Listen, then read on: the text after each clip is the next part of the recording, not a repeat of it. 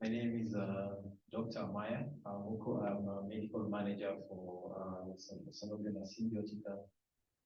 And I'm a medical doctor in the medical profession for over 12 years. And I have a passion here for training doctors, training HCPs in the areas where we see gaps in terms of good practice and merging, of course, that good practice with good therapeutics. So our company, of course, is a pharmaceutical company, but today we are going to really discuss on very, very pertinent issues that will affect the patients, and we are really alluding to the kidney patient. The forum has been organized by, of course, our partners, Kenya Renal Agency. It represents, of course, the fight against kidney disease, whether it's chronic or acute. And today we are proud to have at least online, I can see we have reached around 370 participants. Welcome on board for this session. This session is a Cardiorenal Metabolic Forum, or COCA in short. And this aims to at least give us an understanding of how we are managing kidney disease on the ground, and number two, how we are managing our patients on the ground. So today's session is mostly on the pathologies and the therapies as regards to kidney disease, right? So like you mentioned, we need to understand renal disease. And one of the problems we face on the ground as we visit our HCPs is that there's usually a big challenge for renal patients. So the renal patients tend to be more or less secluded, and most of their parameters are not really well taken, of course, registered and understood.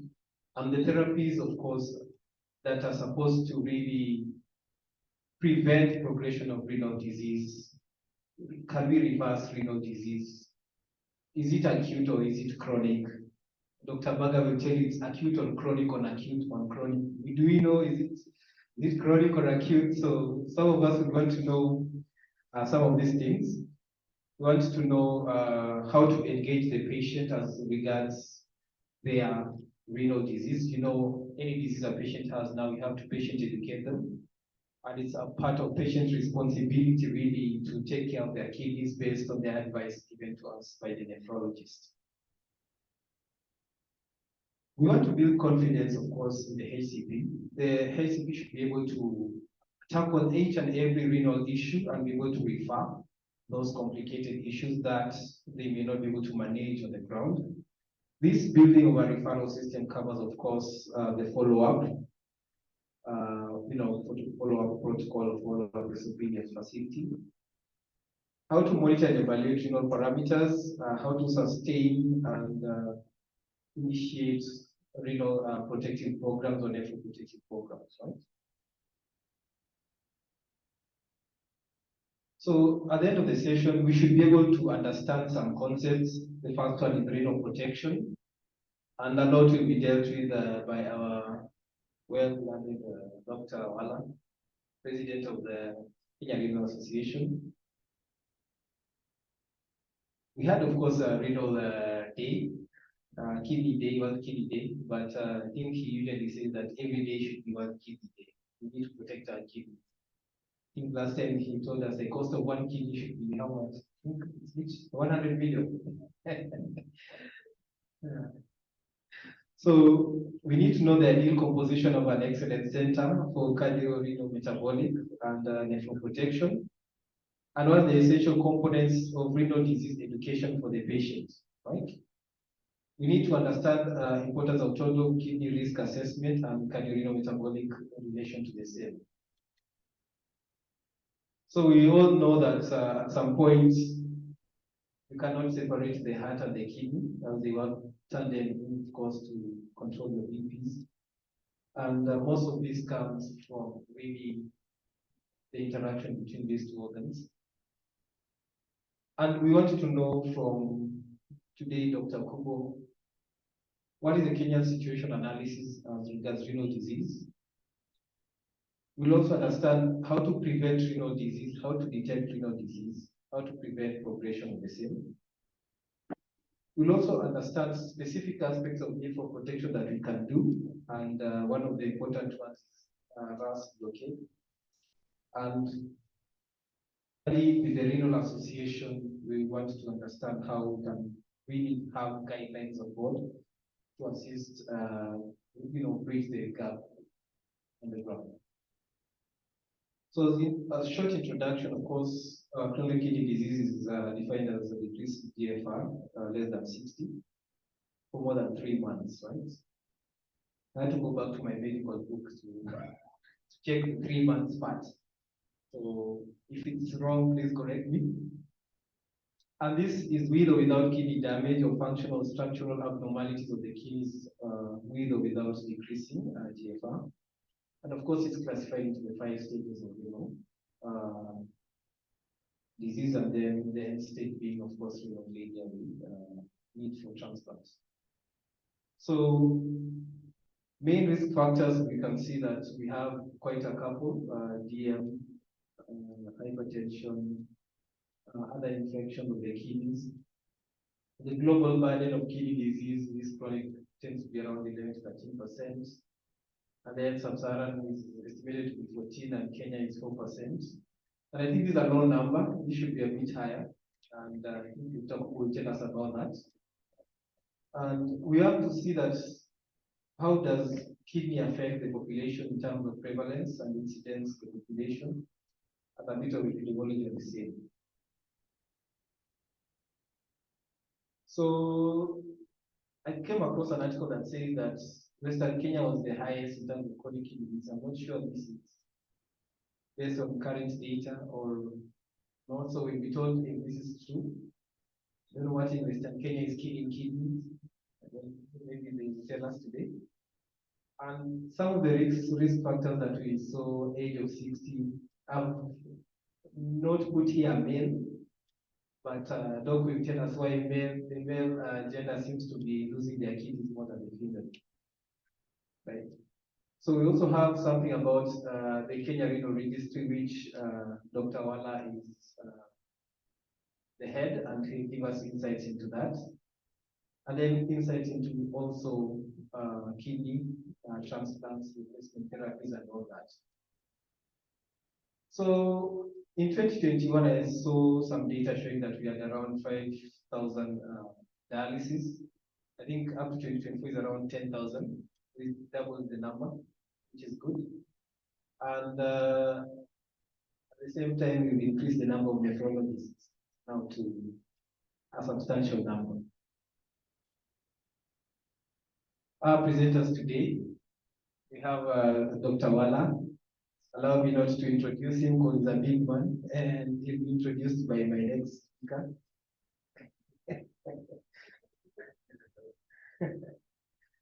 And then we will have also Dr. Hussein Baga. Dr. Hussein Baga is a good friend, a good nephrologist, very, very known physician. And I'll keep it short. He has a very long list of things he has done in his life, and he has achieved a lot in the field of kidney and nephrology. We have Dr. Mary Kubo. She's one of the coordinators of this meeting, and she's brought together most of this, and we would like to thank her for this. She's a consultant physician, nephrologist, and also senior lecturer.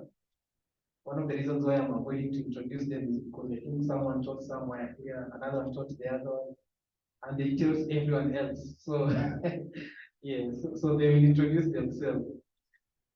Lastly, we have Dr. Ringa Kevin, who is also consultant physician nephrologist, who will present the guidelines.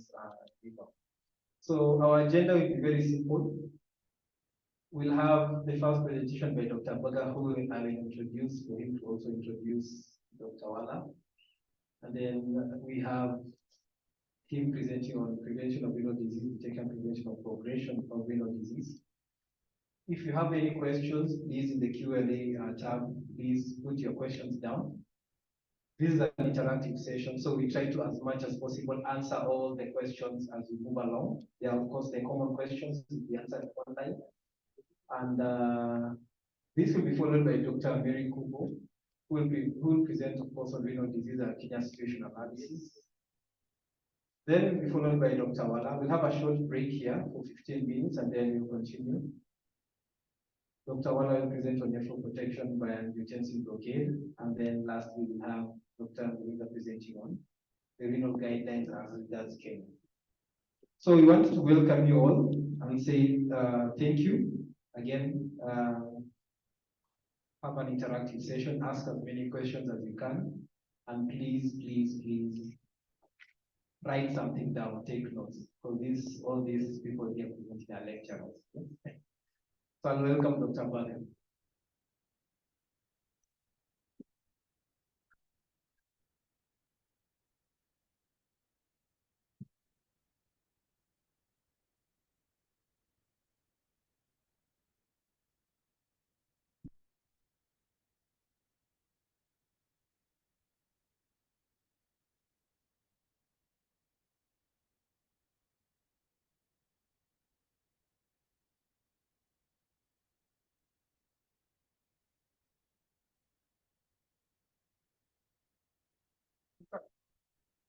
Okay, so good morning, all of you.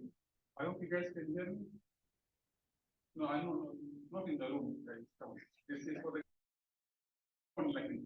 It's very loud even without this. Yeah. So while my slides have been searched for, so Tamara has too many presentations of mine for the right one so that he doesn't make a mistake. It's always a pleasure to be here, working with Sanofi, working with Kenya Renal Association. Although Dr. Amaya did not mention, but Dr. Wala is a very senior doctor and our chair of the Kenya Renal Association, but he changed the name from chair to president when he joined us. So welcome, Mr. President. Although he was a bit late, but I think his security let him down. Yeah. Good, so we shall start. Oh yes, excellent. So we are ready. So I've been given the task of talking about the detection and slowing down the progression of chronic kidney disease. And of course, also partly I'll be talking about the evaluation of chronic kidney disease. I've been told that we have a wide audience. We have nurses, clinical officers, medical officers, and of course, physicians and nephrologists. So we shall go into what is CKD and the definition of CKD. The definition of CKD has evolved over time. This is the latest one from 2012 by the KDIGO guidelines. KDIGO is our association that basically comes up with our guidelines on a regular basis. So currently the definition of chronic kidney disease is structural or functional abnormalities of the kidneys for more than 3 months with implications for health. Now, if you look at this, this is a very pregnant statement. So either you have a structural abnormality or you have a functional abnormality, okay? And then there's also a time component to it. And the fourth component is that it has to have implications for health, okay? Most of our equations that we use to estimate our glomerular filtration rate, okay, use age. Now, unfortunately, when you use age and you put in the age of, let's say, 70, which Dr. Wala is fast approaching, you'll find that you'll have CKD stage 3A, because the GFR might be less than 60, okay? But it has to have implications for health, okay? And there has to be a time component as well. Dr. Meyer mentioned the fact that we are basically looking at differentiating acute kidney injury from chronic kidney injury or chronic kidney disease. Now, chronic kidney disease, it has to be 3 months at least, okay? Now, you look at kidney function is best assessed by your estimated glomerular filtration rate, okay? And unfortunately, up to now, we are still using the time-old serum creatinine, yes, to calculate your estimated GFR. So use your serum creatinine. If your GFR is less than 60 ml per minute for 1.73 meters square, then basically if it persists for more than 3 months with implications for health, then that person is diagnosed to have chronic kidney disease. And this is very important. Okay. Now, the KDIGO guidelines have introduced cystatin C. Unfortunately, it is not available routinely. Of course, in sub-Saharan Africa, it's always a problem. In Africa as well, it's mainly available with reference laboratories. Okay.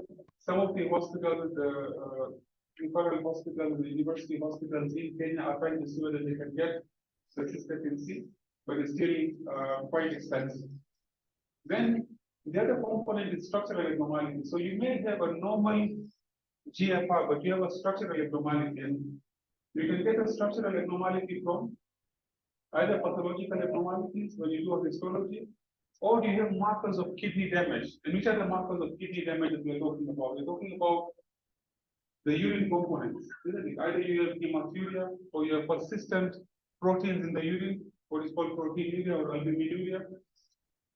Or you can basically do imaging tests and you find that this patient basically has one kidney because of renal agenesis during birth, or has got polycystic kidney disease. Now, these patients are basically classified also as having chronic kidney disease.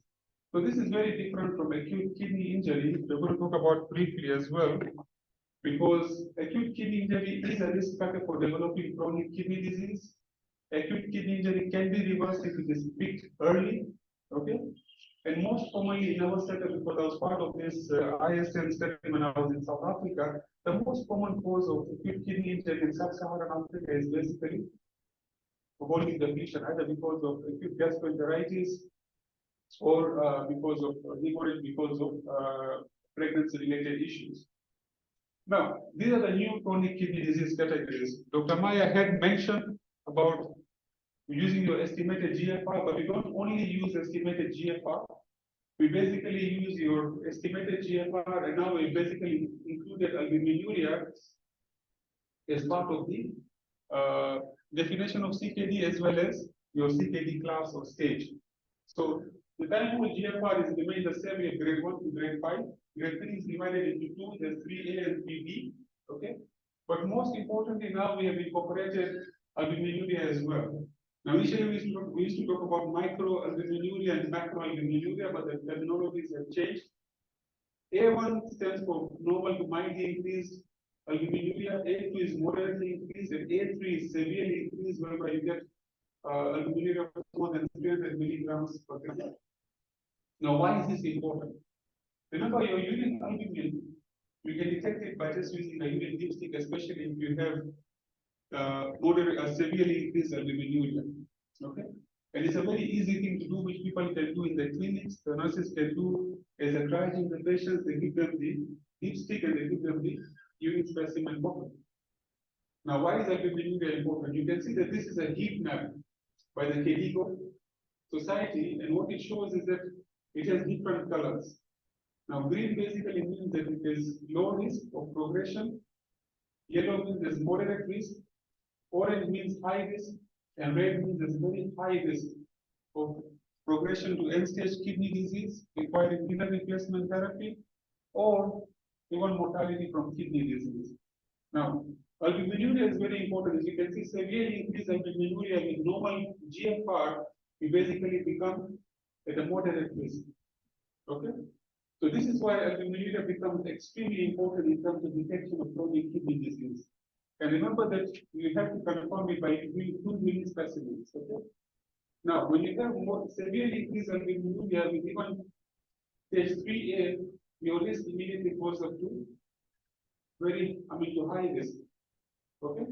So this is why it is important to know that we have to now look at our estimated glomerular filtration rate as well as your albuminuria. Now, albuminuria is a key marker of kidney damage. Okay? It basically indicates increased glomerular permeability. So that means that there is damage happening at the glomerular level within the nephron.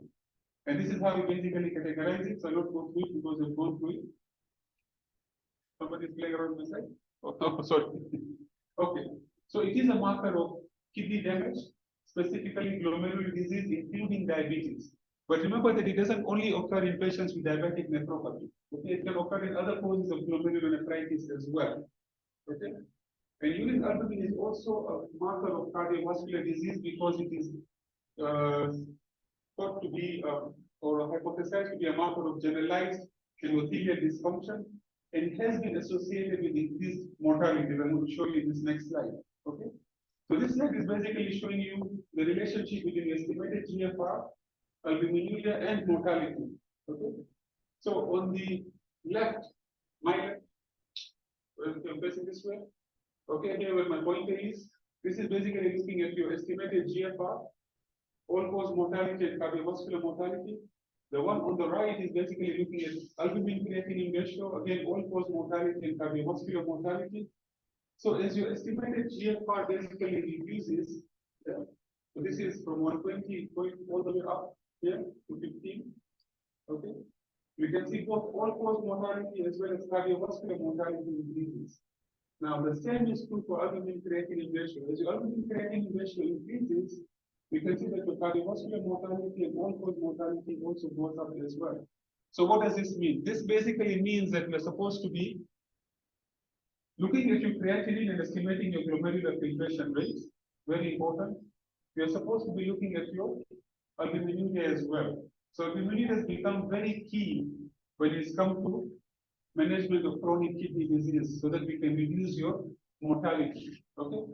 So we need to use medications which Dr. Wala will talk about in terms of reducing your albuminuria and subsequently prolonging the lives of our patients. And we have very many drugs that we can now subsequently use. Okay. Now, this was another study that was basically looking at cumulative incidence of end-stage renal disease. Okay. Remember, we looked at mortality. Now, this was basically looking at progression of end-stage renal disease. So even if you have albuminuria and no, your GFR is normal, if it's persistent albuminuria, your risk of developing end-stage kidney disease significantly increases as your albuminuria increases. Okay. So we have to be checking your albumin, the albumin in the urine or proteins in the urine, or if you can do it, what is called the urine albumin creatinine ratio. Okay.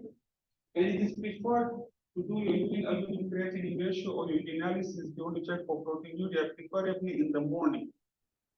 Remember, we have instances whereby some patients get what is called orthostatic proteinuria. So if you stand for long, you do tend to get thickened your proteins in some patients. So now to be sure that this is not orthostatic proteinuria and it's pathologic proteinuria, you need to ask them to do it in the early morning urine specimen.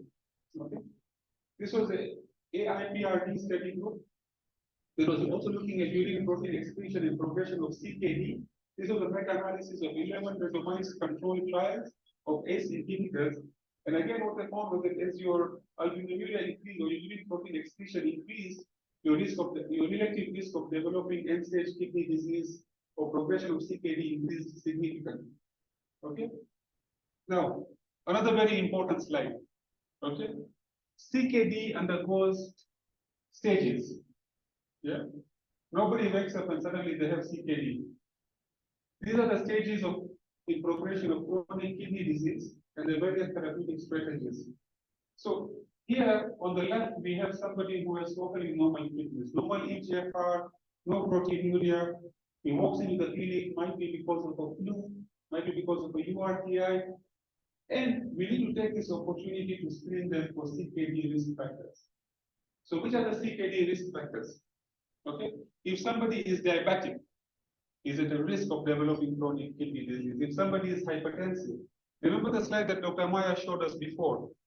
Diabetes and hypertension are the most common causes of CKD across the board, in the West, in India, even in sub-Saharan Africa as well. Yes, you also the low because of the fact that we have a high prevalence of HIV, it will be the leading cause, but no. The leading cause is basically diabetes and high blood pressure. Of course, if they have HIV, it will also increase the risk as well. If they have other viral infections like hepatitis B and C, it will increase the risk as well. If they have a family history of chronic kidney disease, okay, so it is important to ask. History taking is very important at this stage. If they are obese, obesity is also another leading cause of chronic kidney disease as well. Okay, so when you see a patient who is very healthy and the BMI is more than 30, then they are at a higher risk of developing chronic kidney disease. And this is the time to basically assess their risk factors. Sometimes patients here who are already at an increased risk. Okay, they are diabetic, they are hypertensive, they have obesity, they have a family history, might be HIV positive. So now we need to assess the risk and see how we can basically reduce the risk by controlling the blood pressures, by controlling the blood sugars. Okay, it is surprising how many people don't even know how to know whether they're diabetic or not. Okay, it's interesting, by the way, because it's a simple thing. I mean, we all know that we have to check our blood sugar to know that we're diabetic, isn't it? But I get a lot of questions. How do I know if I'm diabetic? How do I know if I'm hypertensive? And this is where education becomes extremely important. When our patients come to visit us for various ailments, this is the time to basically educate them. Okay? If somebody is obese, please put them on a diet regimen, please put them on an exercise regimen as well. Okay? Now, sometimes we pick patients here who already have kidney damage. Now, it's important to make the diagnosis here. Okay? And treat. We need to treat the comorbid condition. We need to make sure that the diabetes is under control. We need to make sure the blood pressure is under control. We need to make sure if they are using nephrotoxic agents like non-steroidal anti-inflammatory drugs, please advise your patients to stop these medications. Okay, if they're using herbal medicines, this has also been known to cause acute kidney injury, and subsequently, if it goes on, it becomes chronic. Okay, we need to see how we can slow down the progression of this. Now, unfortunately, a lot of times we get patients who come here with a low GFR. They're already in CKD stage 4. That's the time they actually refer to a nephrologist. Okay, but these patients, especially in countries like ours where we don't have very many nephrologists, they're basically seen by either medical officers, clinical officers, or physicians. So we need to now see how we can basically get in touch with the nephrologist. Okay, in this digital age, we are all available. Okay, and we can always assist. So what we need to do here at this point is to estimate the progression. If there's several formulas that you can use and see how the patient is going to progress based on the comorbidities, the age. Okay. If it's already CKD stage 4, then you need to start talking to them about the options of renal replacement therapy, which is either dialysis or a kidney transplant where it is available. Remember, once when they reach here, it's important for them to be seen by a nephrologist so that the nephrologist can then advise them accordingly. Okay. So that they can start planning for the renal replacement therapy. We can estimate what the rate of progression is going to be. Of course, all of the formula have their own biases and problems as well, but it does help. Okay, because if a patient comes here with kidney failure, which again happens quite a bit, and now you do an emergency dialysis, the outcomes are not as good as somebody who comes in for planned dialysis. Okay, sometimes we get patients who come here and unfortunately they're in extremes, we can't do anything much about them. There is severe pulmonary edema, refractory metabolic acidosis, refractory hyperkalemia, and is undergoing dialysis because of all these other comorbidities like diabetes, high blood pressure. They also have cardiovascular disease as well, and they subsequently succumb because cardiovascular disease is the most common cause of mortality in patients with CKD. Okay, end-stage renal disease is extremely costly. This is data from the United States. You can see that the cost of treating patients for hemodialysis, peritoneal dialysis, and transplantation is a tune of billions of dollars, and this is the United States. So what we need to look at is preventing our patients from reaching end-stage kidney disease.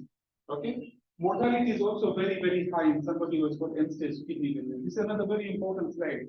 Irrespective of your age, okay, irrespective of your gender, irrespective of your race, the risk of mortality is significantly higher in somebody who's on dialysis as compared to the general population. Okay, so this is very important. So we need to make sure that we try our level best to make sure that we don't allow our patients to reach end-stage kidney disease. Of course, it's sometimes very difficult because patients present late. But what we need to look at is now the prevention strategies. When patients come to us, we need to identify our patients who are at high risk, refer appropriately. Okay, and I want to take you through some of the therapeutic measures that we can use, both pharmacological and non-pharmacological, to try and reduce the progression of end-stage kidney disease.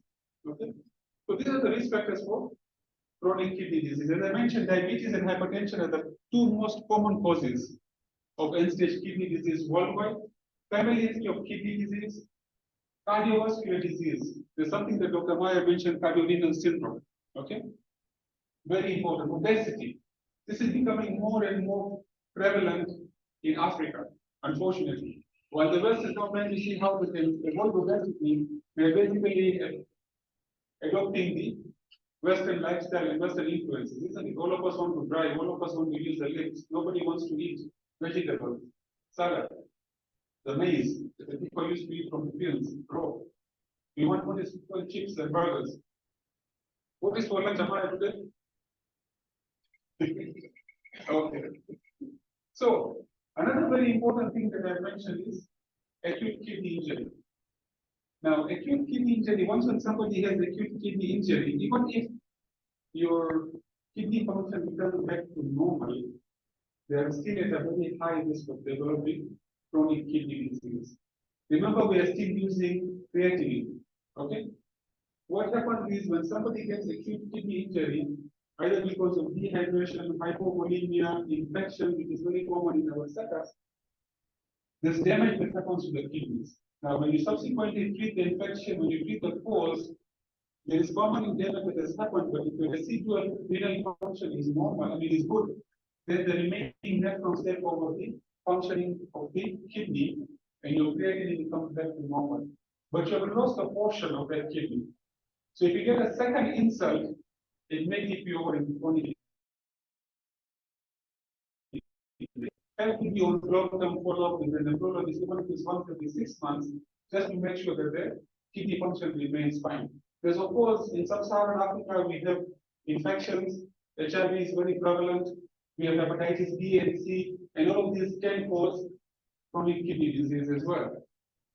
We have gone through this, that diabetes is the leading cause of end-stage kidney disease, followed by hypertension. Okay? Now, chronic kidney disease and cardiovascular disease are the leading causes of morbidity and mortality in patients with diabetes. Okay? In 2017, 16% of the cardiovascular related deaths worldwide were attributed to type 2 diabetes. Okay? It's a very high number. Individuals with type 2 diabetes are also at a very high risk for hospitalization for heart failure. Now remember that patients with type 2 diabetes get what is called diabetic cardiomyopathy, which is independent of hypertension, which is independent of coronary artery disease, a different phenotype altogether. Okay? In the United States, about 1/3 of all of them with diabetes also have CKD.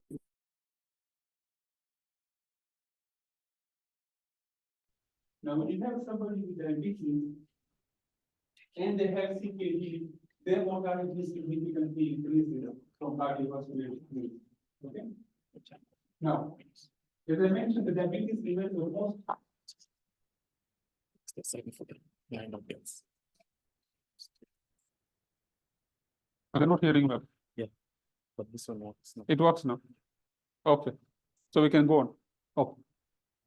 So patients with diabetes are at a very high risk of getting kidney disease. Almost 50% of patients with type 2 diabetes will eventually suffer from CKD and go on to develop end-stage kidney disease.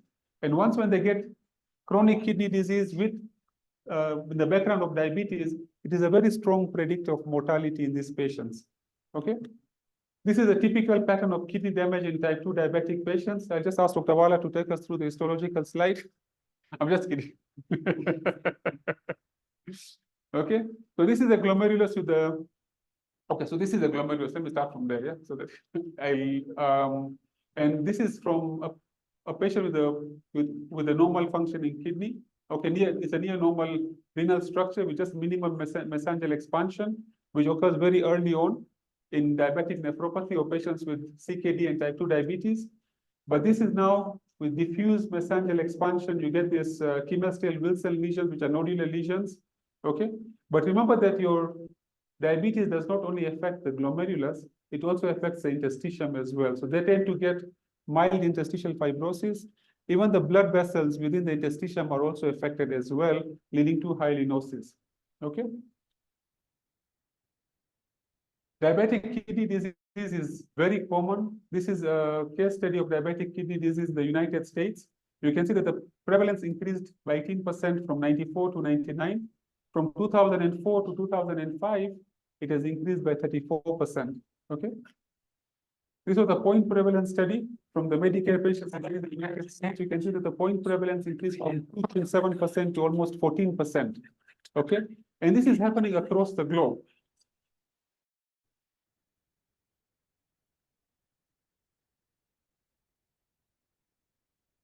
Then what they found was patients who are diagnosed with type 2 diabetes at less than 40 versus patients who are diagnosed to more than 40, the patients who are diagnosed late had a higher cumulative incidence of developing CKD. Okay? A lot of work has been done with cardiovascular disease and diabetes, okay? Because of the fact that, yeah, it presents with mortality. Cardiovascular disease has always been associated with high mortality. Patients die immediately when they arrive to a hospital, when they have a myocardial infarction, heart failure. But, and this has led to significant reduction in mortality, okay, in events for myocardial infarction, stroke. However, when you look at end-stage kidney disease, there's very little that has happened over the past decade, isn't it? Yes, it's only now recently that we are basically seeing the new medications that are coming into the market that are basically now going to change your CKD outcomes as well. So there are diabetes, because remember, diabetes is very common. So we have talked about evaluation of your patients. GFR, very important, by your serum creatinine. Urinalysis, very important. A dipstick is very, very cheap. So all patients who are coming in and who are at a risk should be evaluated with a dipstick at least, okay?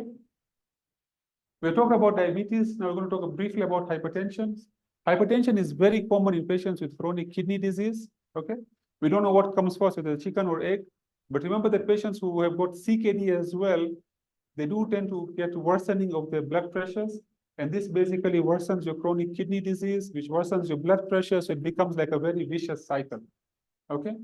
The prevalence of hypertension in CKD ranges between 60 to 90%, depending on the stage of your chronic kidney disease.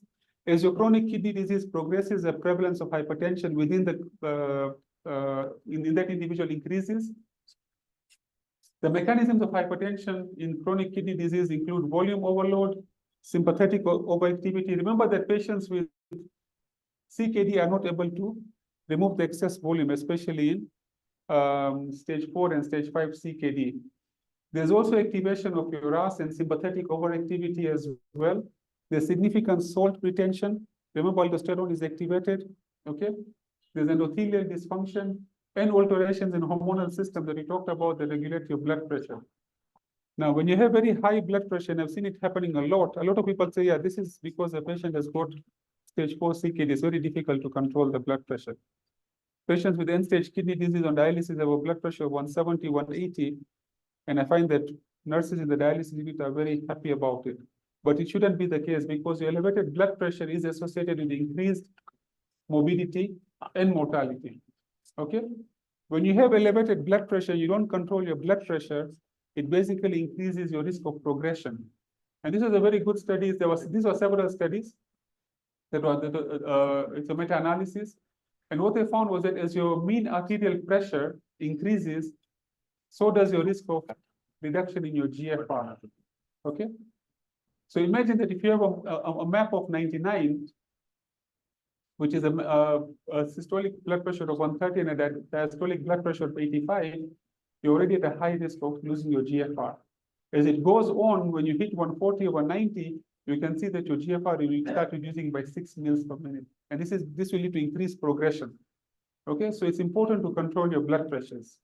Okay. Another good study, this is the AIPRD study. Again, we had shown this before for albuminuria, but now this is basically looking at your systolic blood pressure. As your systolic blood pressure basically goes up, you can see that your relative risk of developing or progression of CKD goes up as well significantly. Okay, so how do we slow down the progression of chronic kidney disease? Diet and lifestyle, very important. Okay, we have this lifestyle where we don't want to exercise. Okay, unfortunately, we are very busy. Okay, in Nairobi, it becomes very difficult to walk to work because of various reasons. Okay, we all want to take the fast foods. You want to go to a place, very quickly get your fries, eat your fries, drink a Coke, and go back to work. Okay, you want to drive to work, you want to use a lift, isn't it? That's what all of us do. Yet, These have been shown to increase obesity. Obesity increases your risk of getting diabetes. Obesity increases your risk of developing high blood pressure as well. So we need to advise our patients that exercise becomes very important, okay? When you get somebody who has got increased waist circumference, waist hip ratios, increased BMIs, we need to put them on a strict dietary regimen and an exercise regimen as well, okay? So this becomes very important. Avoiding nephrotoxic agents, I can't stress the importance of this, okay? I do have a YouTube channel where I frequently post videos as well, and in all of them, you'll always hear me talking about this. Nephrotoxic agents like non-steroidal anti-inflammatory drugs, Brufen, diclofenac, that you can get over the counter. These are very toxic to the kidney, okay? Herbal medicines. How many of our patients take herbal medicines?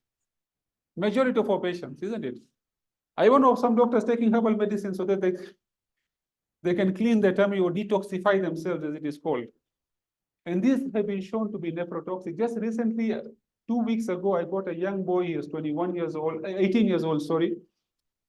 He had constipation, so they got some product, I think it was called, it is an Indian herbal product called Gitanjali or something like that. I don't know, Dr. Wala, you are very well aware about these things.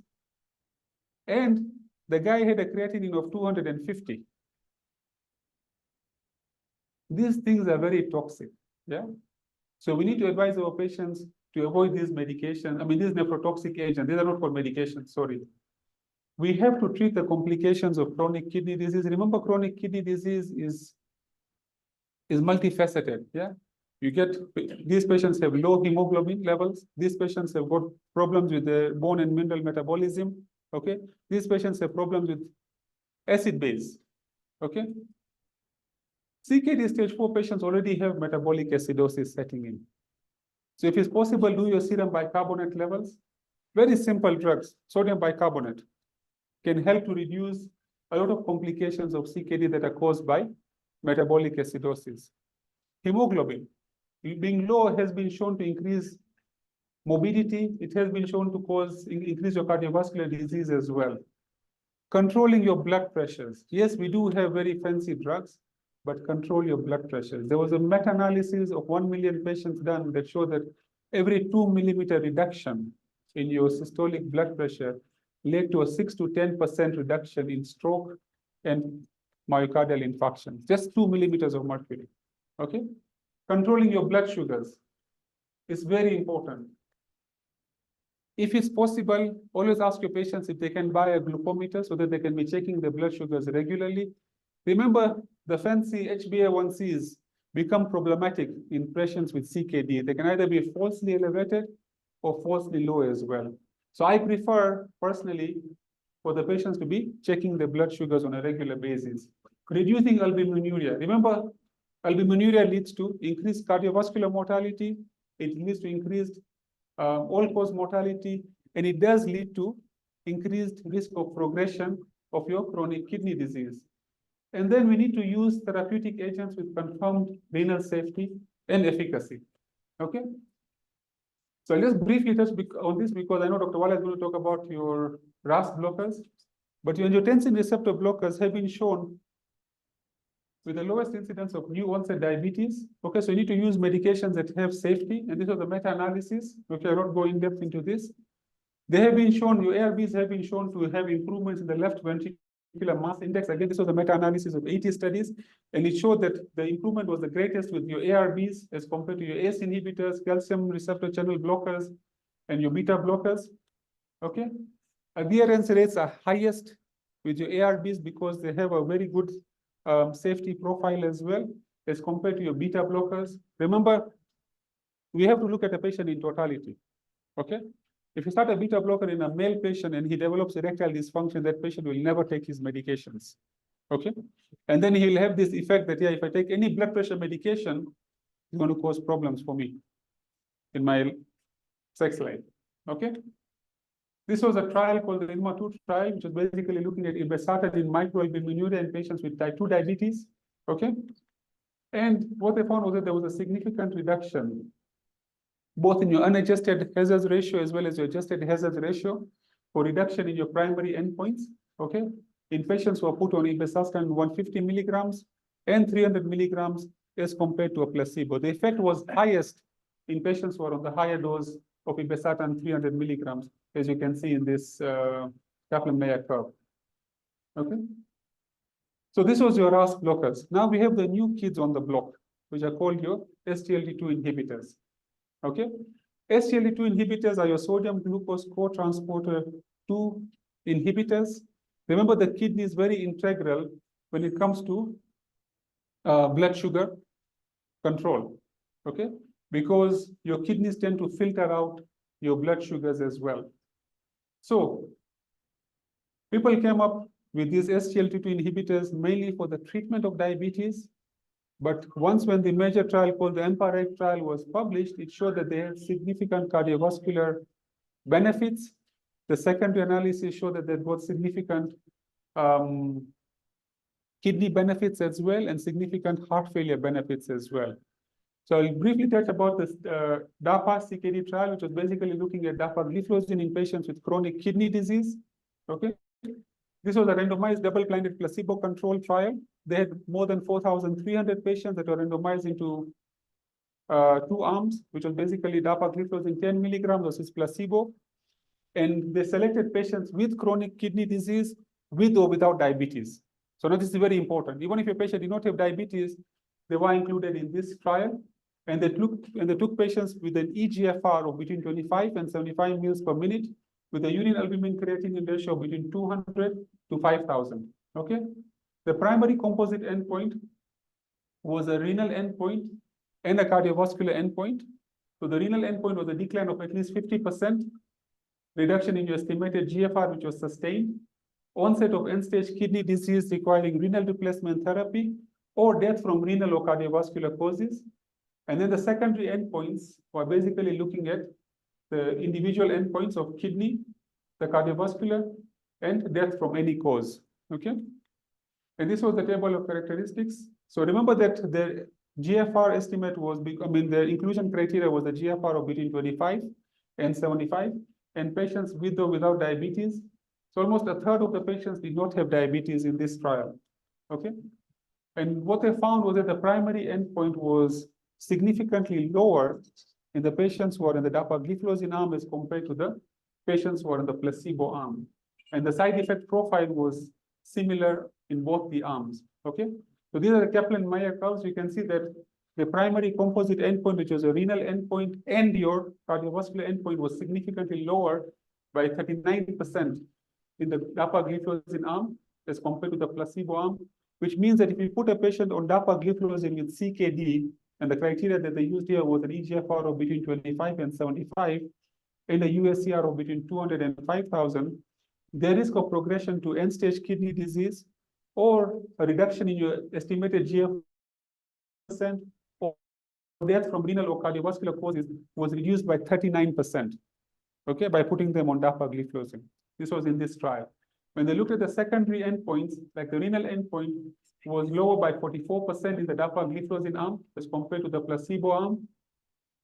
Death from cardiovascular causes or hospitalization for heart failure was also significantly lower by 29% in the dapagliflozin arm as compared to the placebo arm.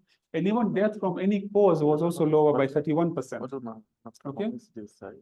When they looked at the subgroup analysis based on the age, based on the gender, based on the race, based on the geographical location, whether the patient had type 2 diabetes or not, whether your GFR was less than 45 or more than 45, look at the blood pressure as well, and also the albumin creatinine ratio of less than 1,000 or more than 1,000, it basically favored dapagliflozin.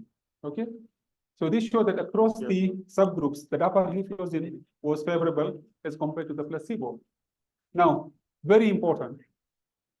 Of course, you have to select your patients very well before starting them on an SGLT2 inhibitor, and I can't stress this enough. Type 2 diabetic patients are the only ones who can be given SGLT2 inhibitors. If you're treating diabetic patients, you do not use them in patients with type 1 diabetes. If you are not sure, please do not start it. Okay, that is of extreme importance. Okay, when you start your SGLT2 inhibitor, now this is for dapagliflozin, there will be a reduction in your estimated GFR, which then subsequently, after 4 weeks, becomes stable. And then you can see that the GFR slope reduction is much more stable as compared to the placebo. Okay, any difference between the placebo or the difference between the two groups of more than 0.5 mils per minute per year as per KDIGO is relevant. So this is very important. Okay, so this showed that dapagliflozin basically significantly reduced your GFR. What we want, isn't it?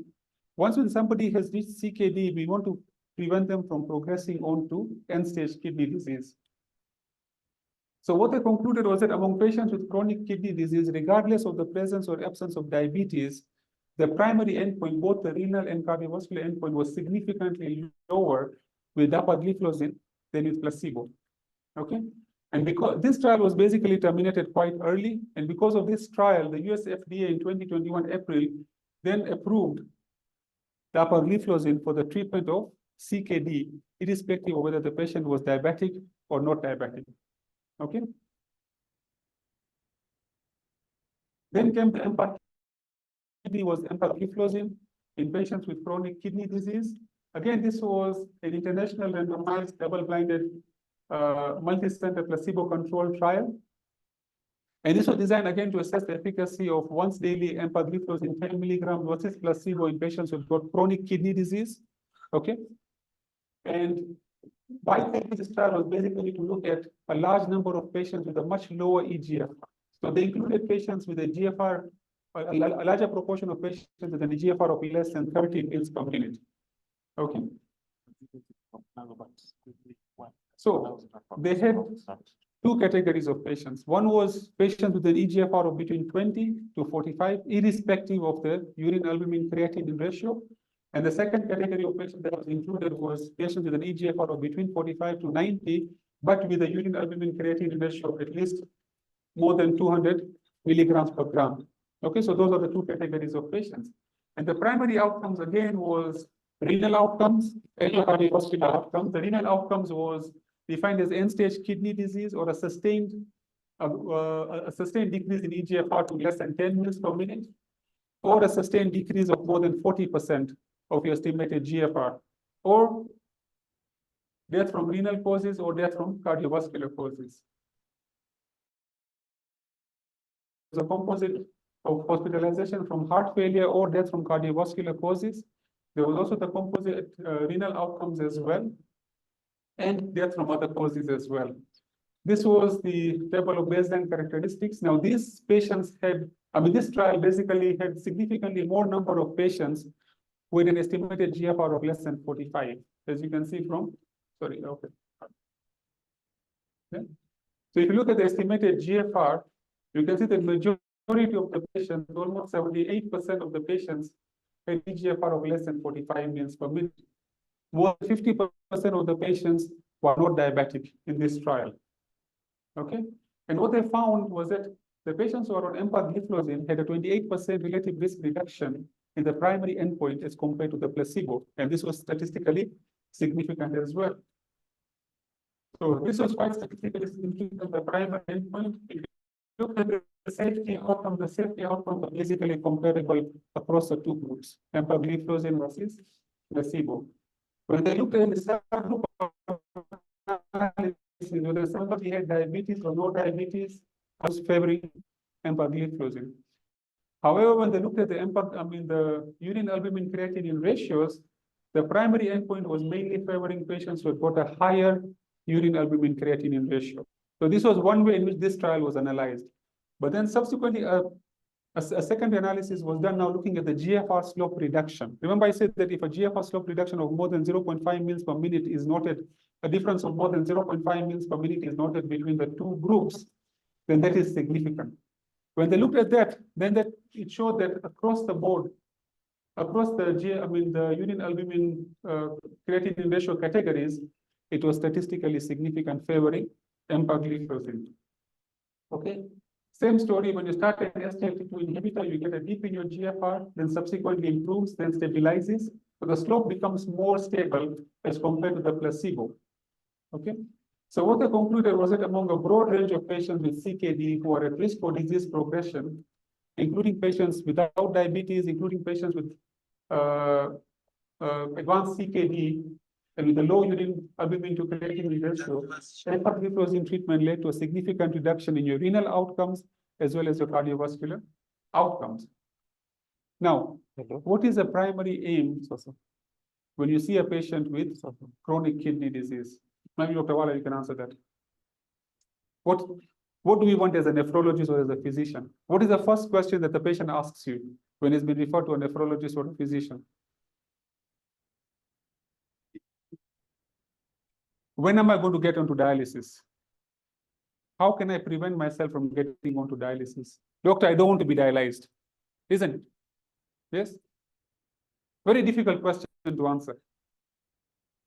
Now, this is a slide that has blown me away, and I'm going to present it in all my forthcoming lectures as well and talks. This is a slide from the KNH trial. KNH was the first SGLT2 inhibitor trial that was only looking at patients with diabetic kidney disease. Their cutoff was 30 to 90 GFR with proteinuria or albuminuria. Okay. Now, this is data from the KNH trial, and the average age of the patient was 63 years, and the average GFR was 56. So if you took a patient from an average patient from KNH, his GFR is 56, which starts off from here. So if this patient was only given a RAS blocker, you can see that it will take him 10 years before his GFR goes to less than 10, requiring dialysis. Remember that we always use a GFR of less than 10. Of course, this is not cast in stone. You can even start off at a higher GFR dialysis, but generally this is what we do. Now, when we added canagliflozin, because that was the SGLT2 inhibitor that was added, the patient reached a GFR of 10 in 25 years.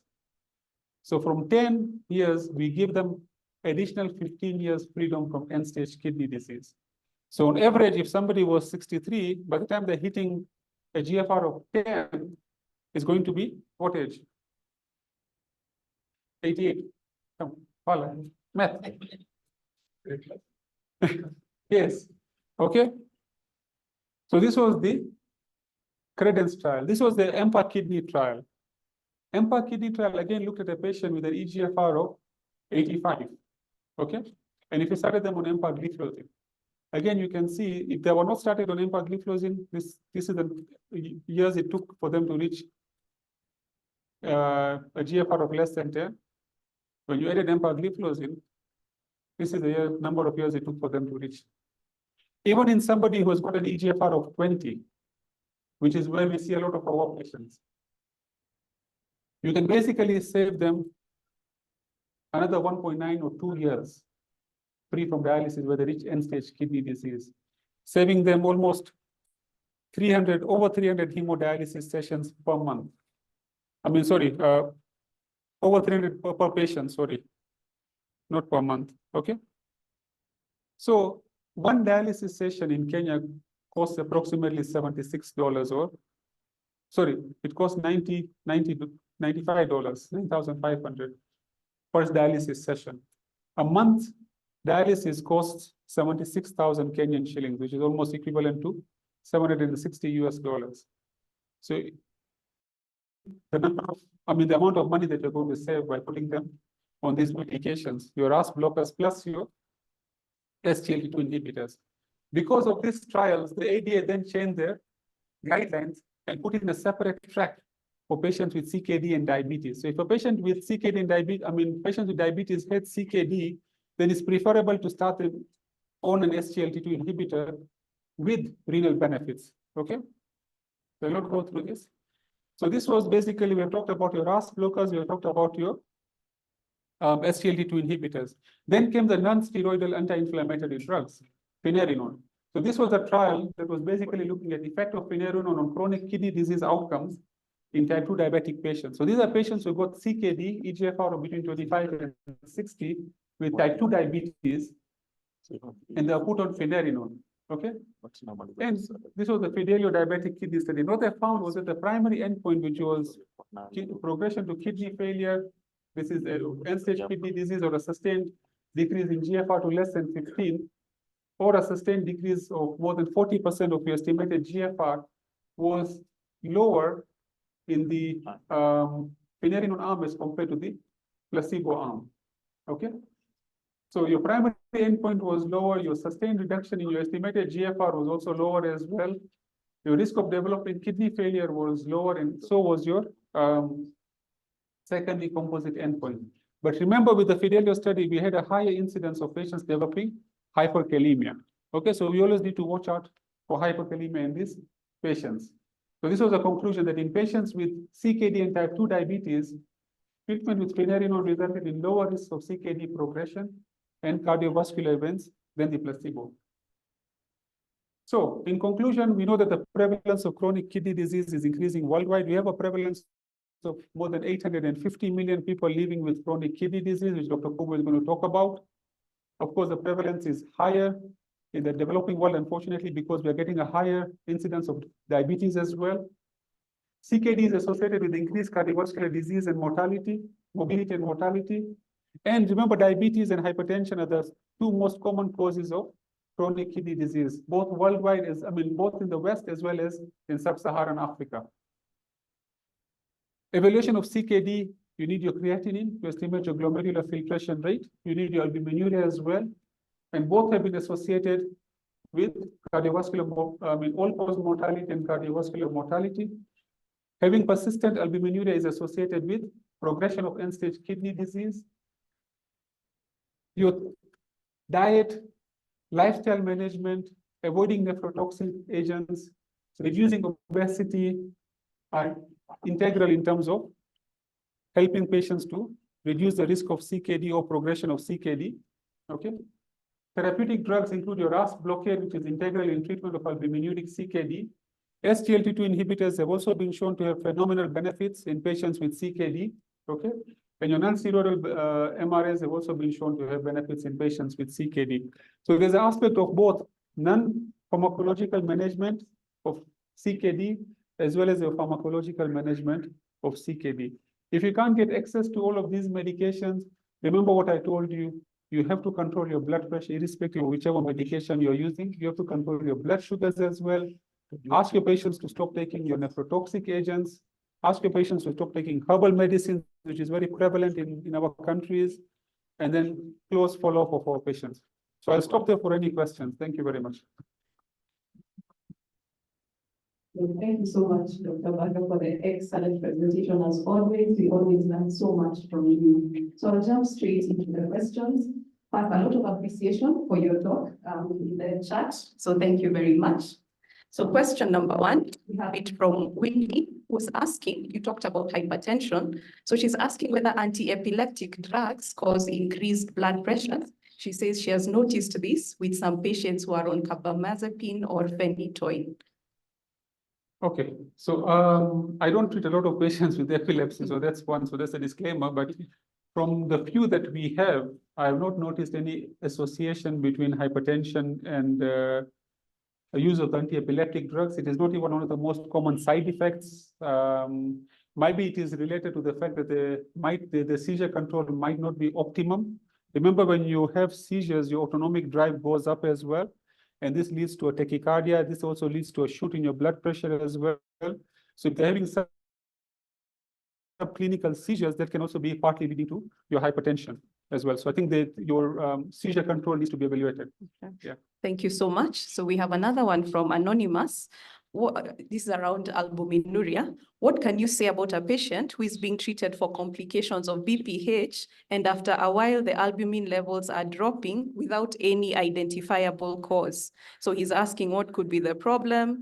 Please note he has no active bleeding, no albumin in urine, and the kidney profile is normal. So he's talking about the serum albumin in the urine is dropping. Yeah, serum albumin. Serum. I mean, you see, serum albumin is also, one is that it is produced in the liver. So you need to assess your liver function. That is very important.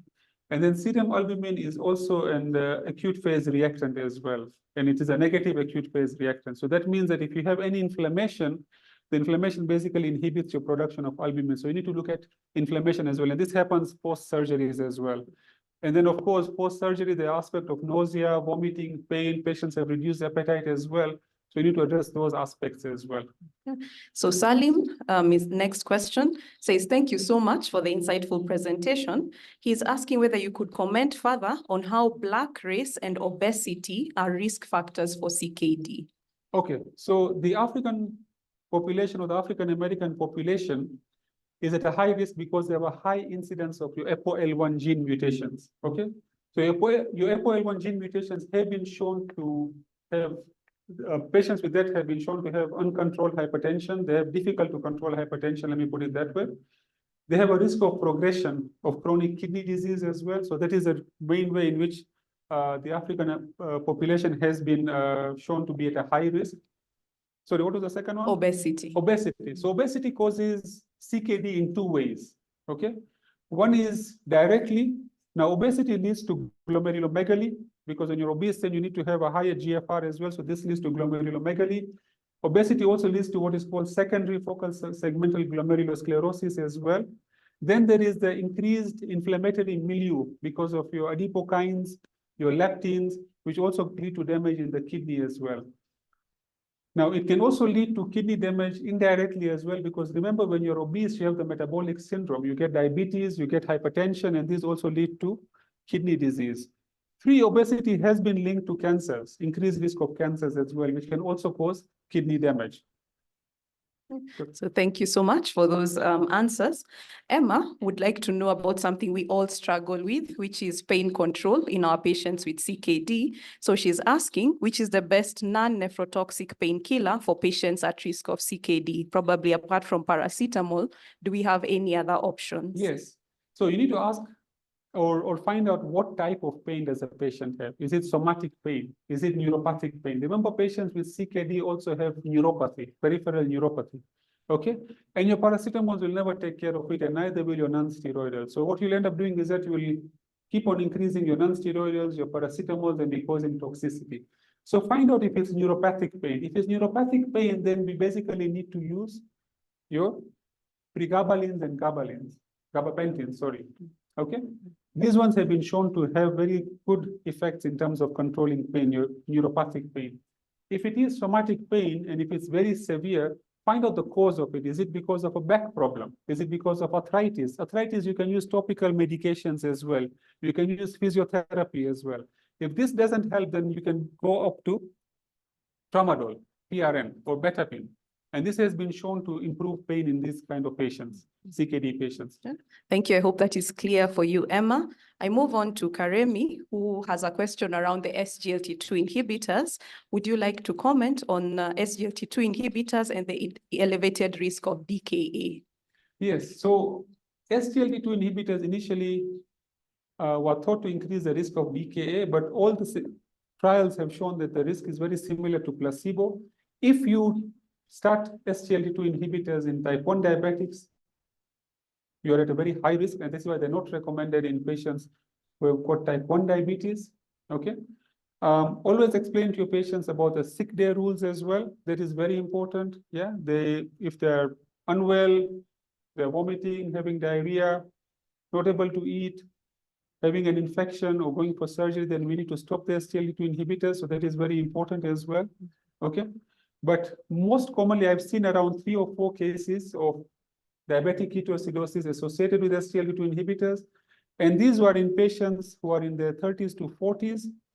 And there was an assumption that these patients had type 2 diabetes. Unfortunately, they had type 1, what is called LADA.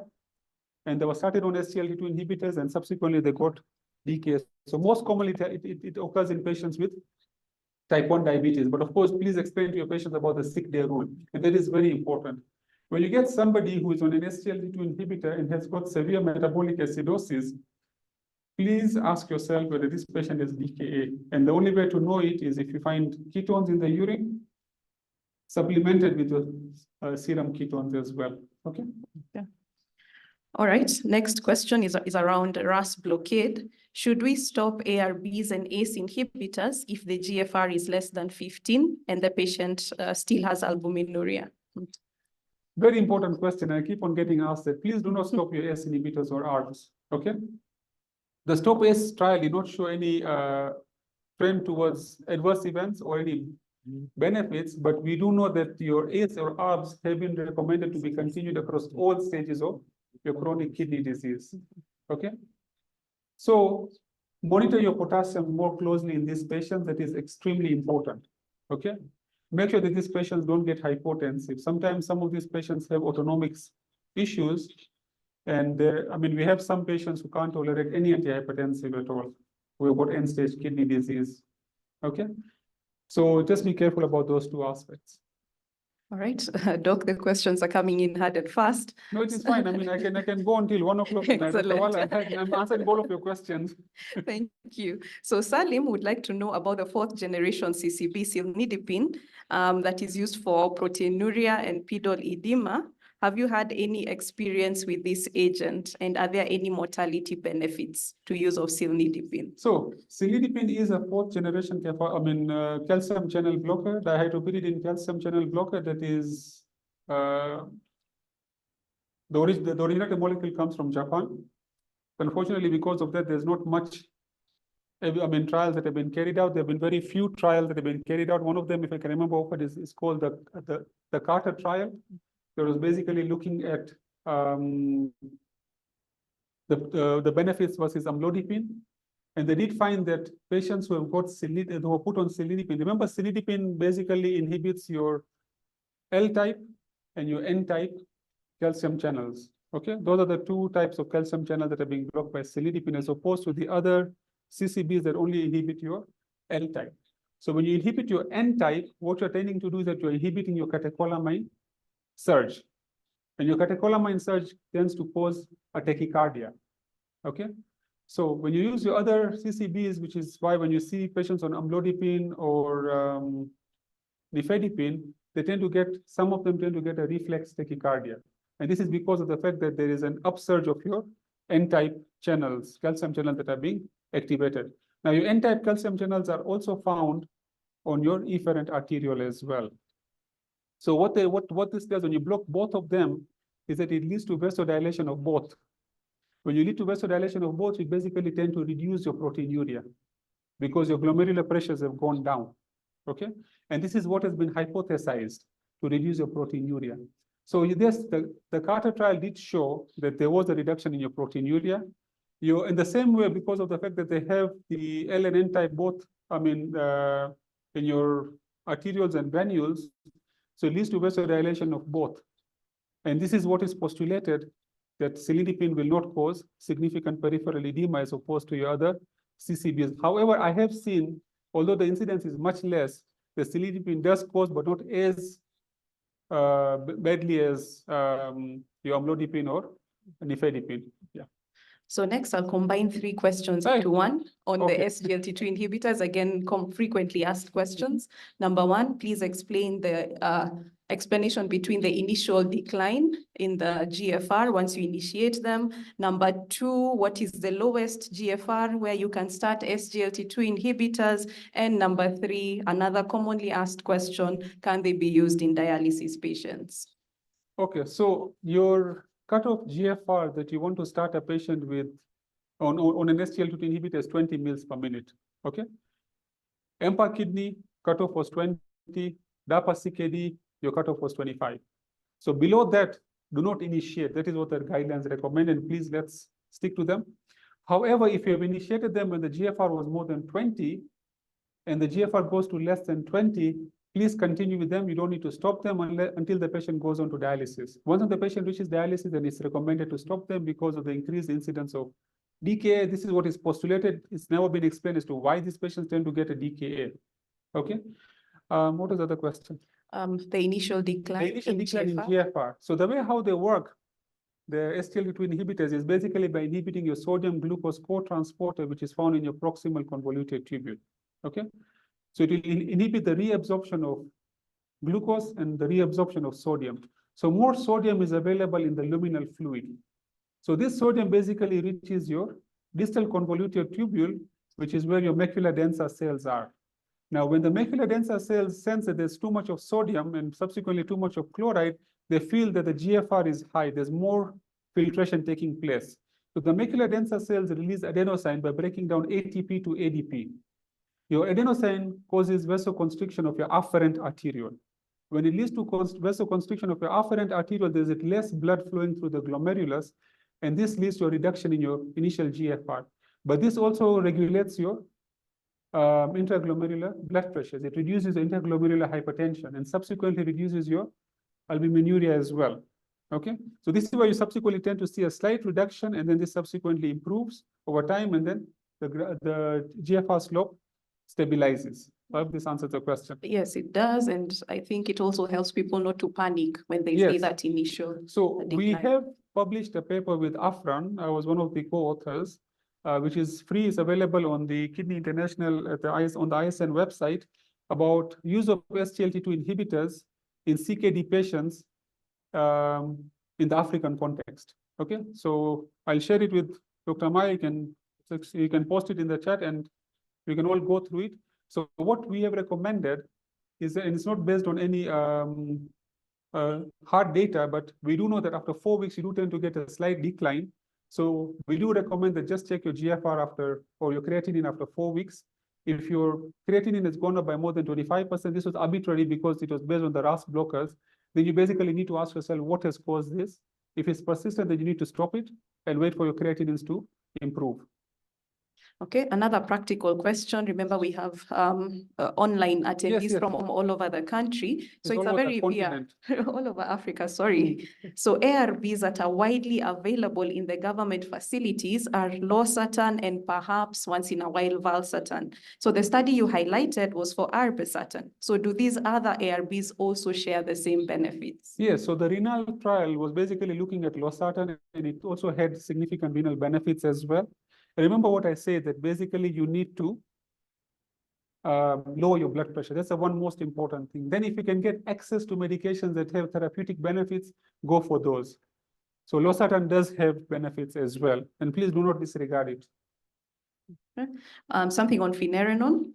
Should it only be used in patients with CKD who have diabetes? At what point is it initiated? Is it after SGLT2, or can you initiate both together? So your finerenone was basically, if you look at the Fidelio and the Figaro trials, was mainly in patients with diabetes and chronic kidney disease. eGFR cutoff was between 25 and 60 mils per minute. At the time that we had these studies being conducted, there were some few patients who are on SGLT2 inhibitors. So for me, it looks like as if we need 3 pillars for management of CKD. One is your RAS blockers, one is your SGLT2 inhibitors, and one is your non-steroidal mineralocorticoid receptor antagonists, because these have been shown to work synergistically. So yes, you can start your SGLT2 inhibitors together with your non-steroidal MRAs as well. Okay, so thank you. I just have 2 more, and then the rest we shall address online. So Robert asks, this is now a clinical scenario. He has a diabetic hypertensive 55-year-old female who is on Mixtard and losartan H. Routine UECs reveal urea of 8.5, creatinine is 209. Electrolytes are normal, proteinuria is 2+. How would you approach the deteriorating kidney function? So basically, diabetic hypertensive, creatinine is at 209. She's on Mixtard and losartan H. So how old is the patient? 55. 55. So I would assume that the patient is a type 2 diabetic. Yes. Okay. So again, one, blood sugar control. Before anything else, yeah, you have to make sure that these patients' blood sugars are controlled. Okay. Remember that in patients who've got CKD, the risk of hypoglycemia becomes higher as your CKD stage progresses, so you have to keep that in mind. Okay. Number 2, is the patient hypertensive or not? And is the blood pressure controlled? If the blood pressure is not controlled, we have to control the blood pressures. Number 3, a lot of our patients are on other medications as well, which they're not telling you about. So we have to take a history that tries to tease out that. Okay, you have to ask about non-steroidals, you have to ask about herbal medicines. That is very important. Okay. Now, after you have assessed all of that, and the patient has proteinuria, you estimated GFR for a 55-year-old with a creatinine of 200 will be around between 30 and 40, roughly. You can start the patient off on an SGLT2 inhibitor. Okay. You are at liberty to choose between your DAPA and empagliflozin. Okay. And if you do have finerenone available, because of the fact that this patient already has persistent proteinuria, if your SGLT2 inhibitors the patient is tolerating it well, then you can basically include the third pillar that I talked about, and then subsequently monitor the patients. Remember, it's important to tell your patients, if they are allowed to take adequate fluids, there's no fluid restriction. Whenever I start my patients on this medication, that I request them to take increased fluids, okay? And then, of course, other things, diet, lifestyle, all of those other things we need to look into. Treating infections aggressively, getting them vaccinated as well, because remember, all CKD patients have to be vaccinated, because any infection that a patient with CKD gets increases the risk of progression as well. So basically, you're saying more of a sequential sort of. I mean, you can start off with one, and then you can subsequently add the other one as well. Yeah. Thank you. So your final question in the hot seat is relevant because, of course, we do see a lot of patients with HIV. So the question is from David. What would you say about heart, ideally the first line, tenofovir, dolutegravir, and lamivudine, in patients who have renal disease? There is no clarity what is the point where we switch to abacavir. No, there is clarity, because tenofovir cannot be used if your GFR is less than 50. It has to be dose adjusted, okay? And if you feel that the tenofovir is the one that has caused the kidney injury, now remember, a lot of people blame tenofovir as the cause of the kidney injury, okay? Tenofovir causes Fanconi's. This is how it causes your kidney injury. So if you have low phosphates, and if you find that if you're able to do it, phosphates in the urine, amino acids in the urine, glucose in the urine, and you have renal tubular acidosis, then you would suspect that this is because of tenofovir-induced Fanconi's, okay? But if your GFR is less than 50, you have to dose adjust your tenofovir, and it becomes a bit challenging then, okay? And you're a bit worried because you need to tell your patients to dose adjust it or take it every 48 hours. Sometimes it becomes difficult to assess that the patients are complying to it, and they might just be taking it on a daily basis, which increases the toxicity, which is why then you have to switch on to abacavir. Of course, remember abacavir in hypersensitivity reactions, your HLA 547, B547, if I can remember correctly, Kubo. You just recently, I did this a very long time ago. Dr. Wallace even did more long ago. He was complaining that the picture that they taken of him was showing him when he was 18 with a lot of hair. Now he's become like me. Yes. So I hope that answers the question. Yes, it does. And thank you so much for the excellent presentation. I'll hand over back to Dr. Amaya. So a very hearty clap for this charged gentleman.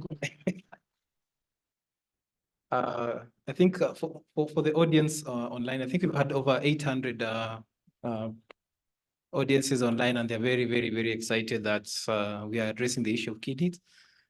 We'll take a short break, 5 minutes, followed by a 5 minutes short quiz. The quiz is just online. It will just be there. I'm sorry, but the quiz will not be judged harshly. So just take the quiz so that we judge a bit of knowledge on kidney issues so that we can be able to prepare for our next trainings. And we'll see you after around 10 minutes. Thank you. We'll be followed, the next presentation will be on kidney situation analysis by Dr. Mary Kubo. Thank you.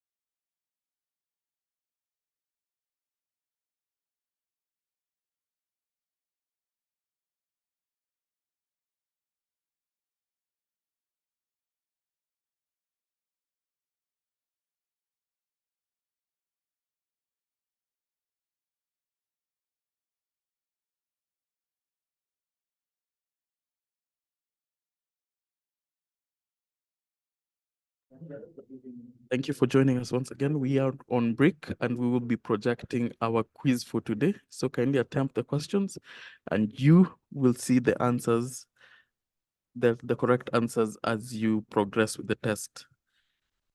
Thank you.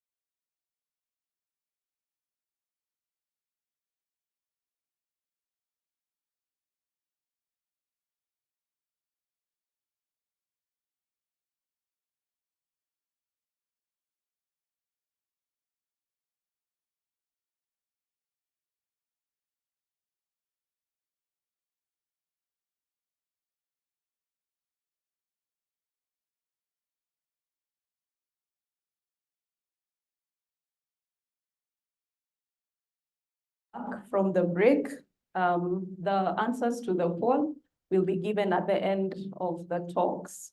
So my part is to look at the CKD situation in Kenya, look at the situational analysis.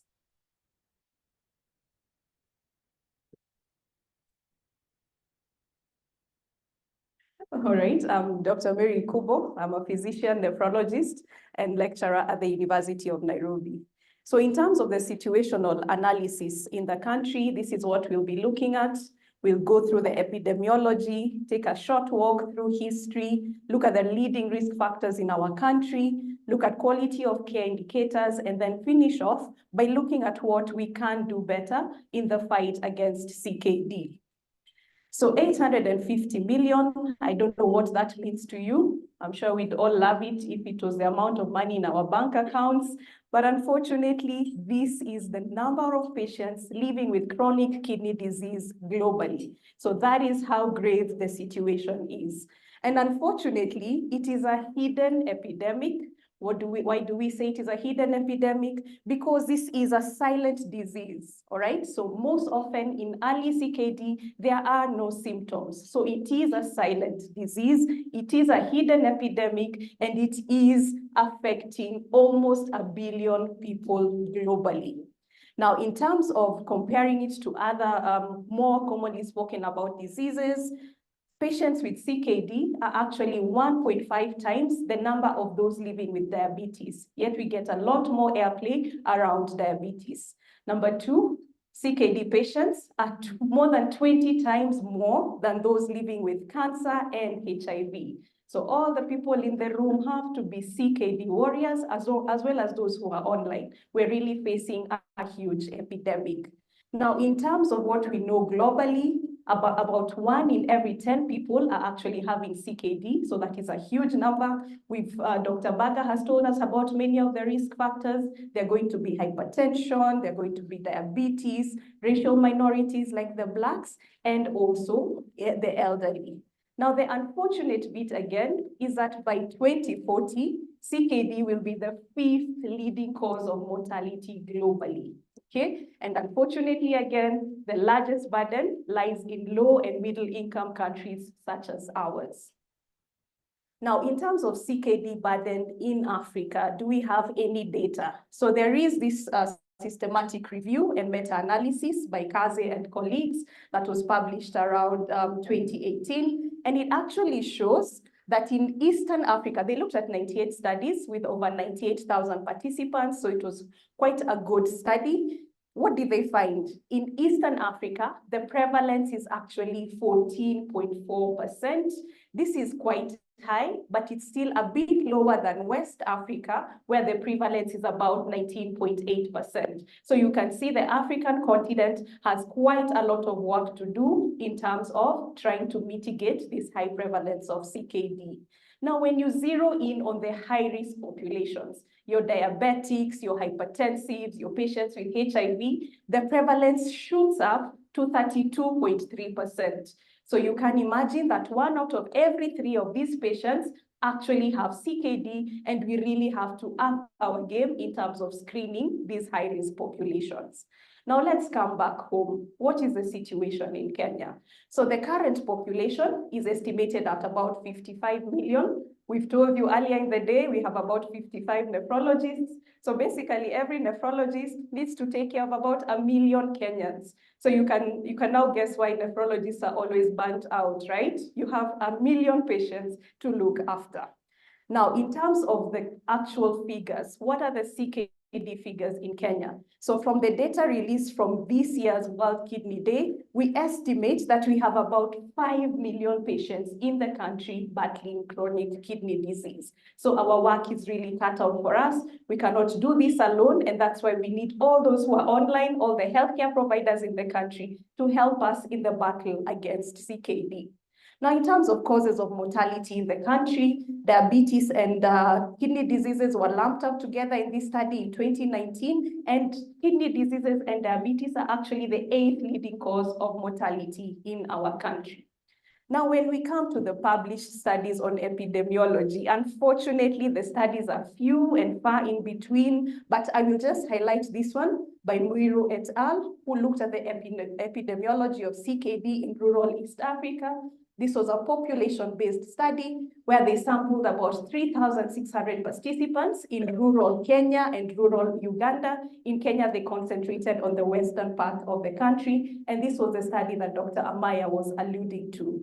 So in terms of their definition of CKD, which is a very important part of the study, they defined CKD as either a GFR of less than 60 or proteinuria, and the proteinuria, they looked at it, they defined it as 1+ or more on the urinary dipstick, all right? Now, using that definition in these 3,600 patients, they found an estimated prevalence in those two regions of about 6.8%. When they zeroed in on Kenya, it was about 3.9%. Now, what are some of the possible explanations as to why the prevalence was lower compared to the meta-analysis of about 14%? So number one, the mean age in this particular study was 38 years. So they were looking at a relatively young population. Number two is the definition of CKD. When they were only using the urinalysis, remember, if you're not using your UACR, you're going to miss out on early cases of CKD, as we were shown by Dr. Baga in the morning. So you're going to miss your normal to mildly to moderately increased albuminuria. So those could be some of the explanations why the prevalence was lower in that particular studies. Now, when we go to the risk factors, who should we be concentrating on as we screen for CKD? This was a study by Bithi et al. She looked at about 300 patients attending nephrology outpatient clinics at Mata, at KNH, and at Aga Khan. And she found that the leading risk factor was diabetic nephropathy at about 31%. So we definitely need to screen our diabetics for CKD. What were the second most common leading risk factors? It was again hypertension and glomerulonephritis, and then thereafter you have the rest: polycystic kidney diseases, lupus nephritis, obstructive nephropathy from whatever cause, and pyelonephritis, all right? But we really must concentrate on the highest risk population, which is our diabetics and our hypertensives. So the next question then begs, are we adequately screening our high-risk populations? Now, this was a study by our current dean at the University of Nairobi, Professor C.F. Otieno, who looked at the burden of unrecognized CKD in patients with type 2 diabetics at a large county referral hospital in the country.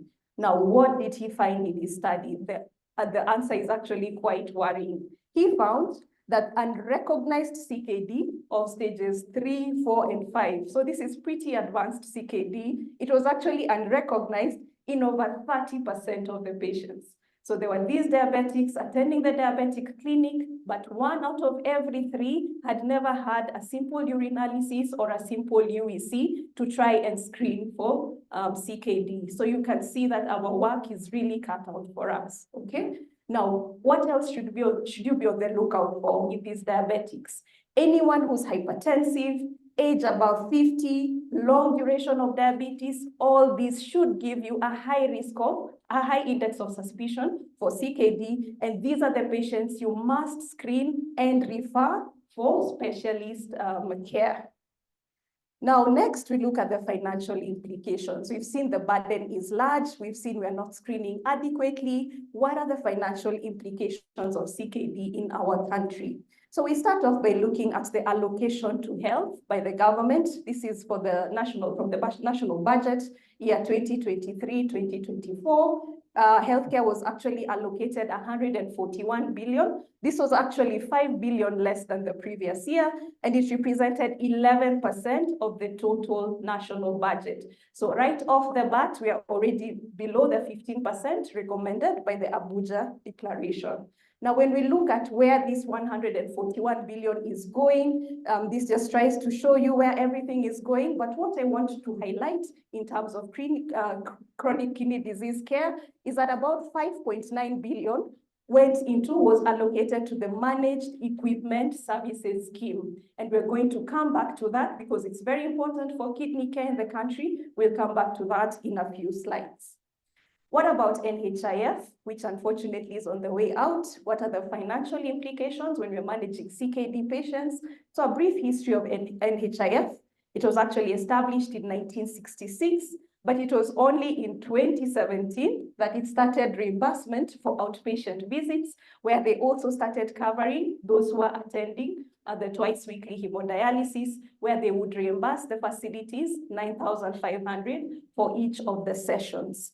Now, what did they find when they analyzed where their money was going? So this was an article in 2022 that actually showed that after NHIF had analyzed where all their money was going, kidney failure was actually Kenya's most common and highest paid for disease by the NHIF by the year 2022, such that in the year before that, they had remitted 2.8 billion Kenya shillings just for the treatment of dialysis, patients on dialysis. This actually represented 22% of their total expenditures for that particular year. Now compare that to the second most common illness that they were paying for. It was actually maternal deliveries, which were only taking 7%. So you can imagine that these around 10,000 patients on dialysis are taking up 22% of the NHIF allocation. So it is a huge, huge financial burden, not only at the level of the individual, but also at the level of the country. Now we can only understand where we're going if we look back and understand where we're coming from. So what is the history around hemodialysis or dialysis in general in the country?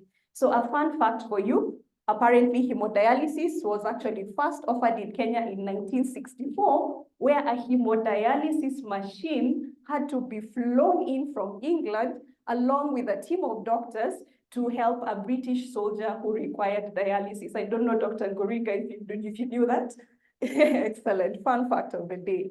So by 1970, regular hemodialysis was being offered at one of the ICUs at KNH.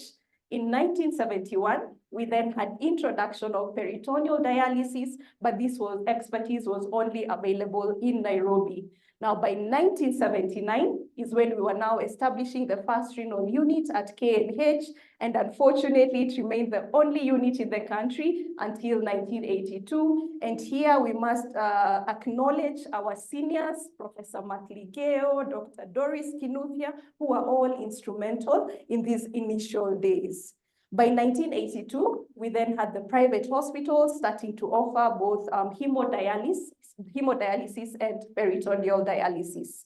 Now, unfortunately, these units were only located in Nairobi. So you can imagine someone from Lamu, someone from Turkana who needed dialysis had to travel all the way to Nairobi. By 2006, not much progress still. Only 4 government hospitals were offering hemodialysis across the country. And by 2010, it became very clear that the government could no longer cope with the growing burden of end-stage kidney disease. That's when Kenya Renal Association jumped in, drafted a plan to help increase kidney services. And this is actually a paper by Dr. Twahir and colleagues. So we also acknowledge his contribution to the history of dialysis in the country. By 2015, the government now implemented the recommendations to increase kidney services in the country, which included establishment of at least 1 hemodialysis unit in each of the 47 counties. All right, so that is a brief walk from where we have come from to where we are, where we actually have dialysis facilities in almost every county.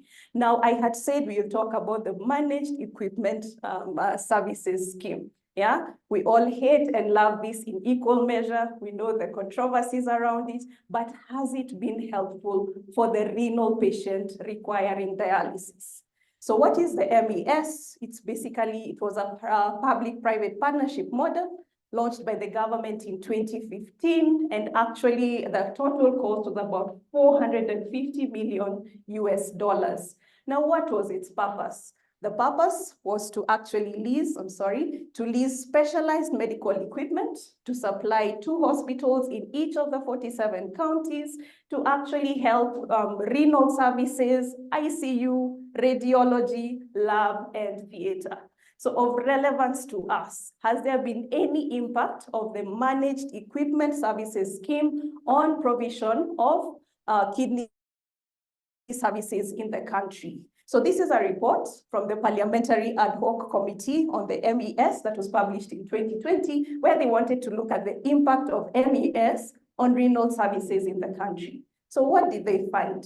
Number 1, it was actually great for the renal patients because it had led to expansion of renal dialysis services from only 5 to 54 public health facilities countrywide.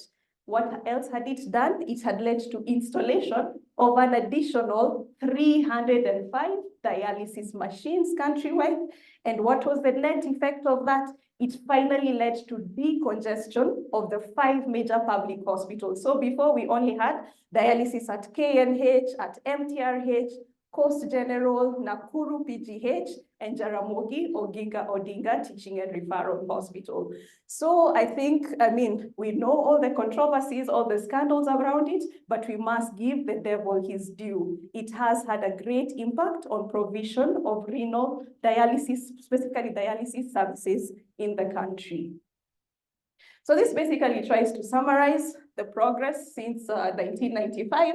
Imagine in 1995, we only had 12 nephrologists to deal with patients with CKD. Now we have over 55. Kidney nurses were only 20 in 1992. Yeah. Now, of course, we have much more, and more are also being trained through IACI. Hemodialysis units were only 4. We now have about 247 units countrywide. Patients on dialysis, from only 120, we now have about 1,000 patients on hemodialysis in the country. So those are the current numbers. We are 10,000 patients, on hemodialysis in the country, both hemodialysis and peritoneal dialysis. Of course, the PD patients are much fewer. Total number of dialysis units is about 247, and the source of that was actually the Kenya Health Facility Census report.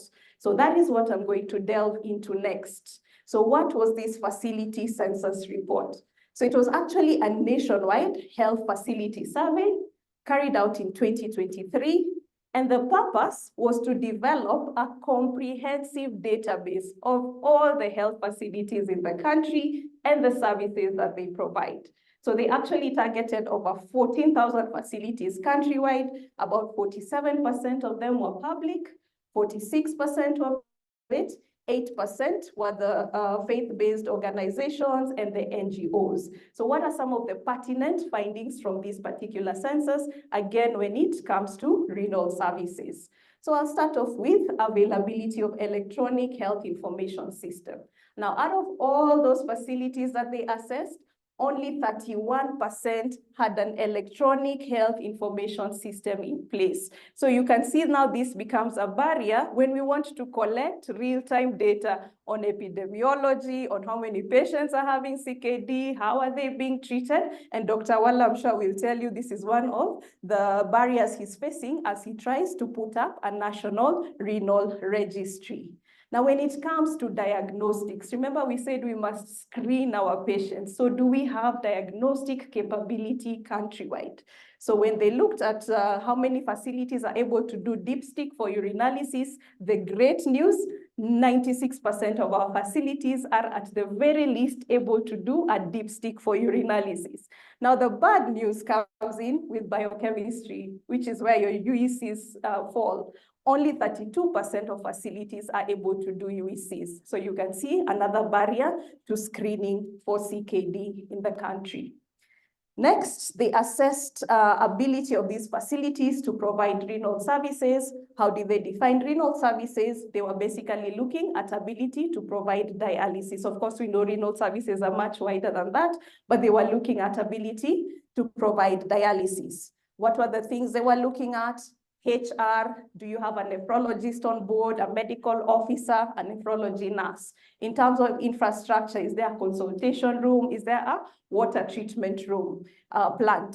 Equipment, do you have a dialysis machine? Do you have the dialysis beds? Do you have all the things you need for resuscitation? So that's what they were assessing. So what did they find? So out of 12,000 facilities that they looked at, only 2% of facilities countrywide have the ability to provide dialysis services, 2%. Now, of those 2%, that's the 247, at least 95% have got the functional dialysis machines, 94% have got the functional dialysis beds, but only 85% can now provide the comprehensive services. Maybe they're missing a nephrologist, maybe they're missing a nephrology nurse, maybe they're missing something. So only 85% of them have the comprehensive services in place.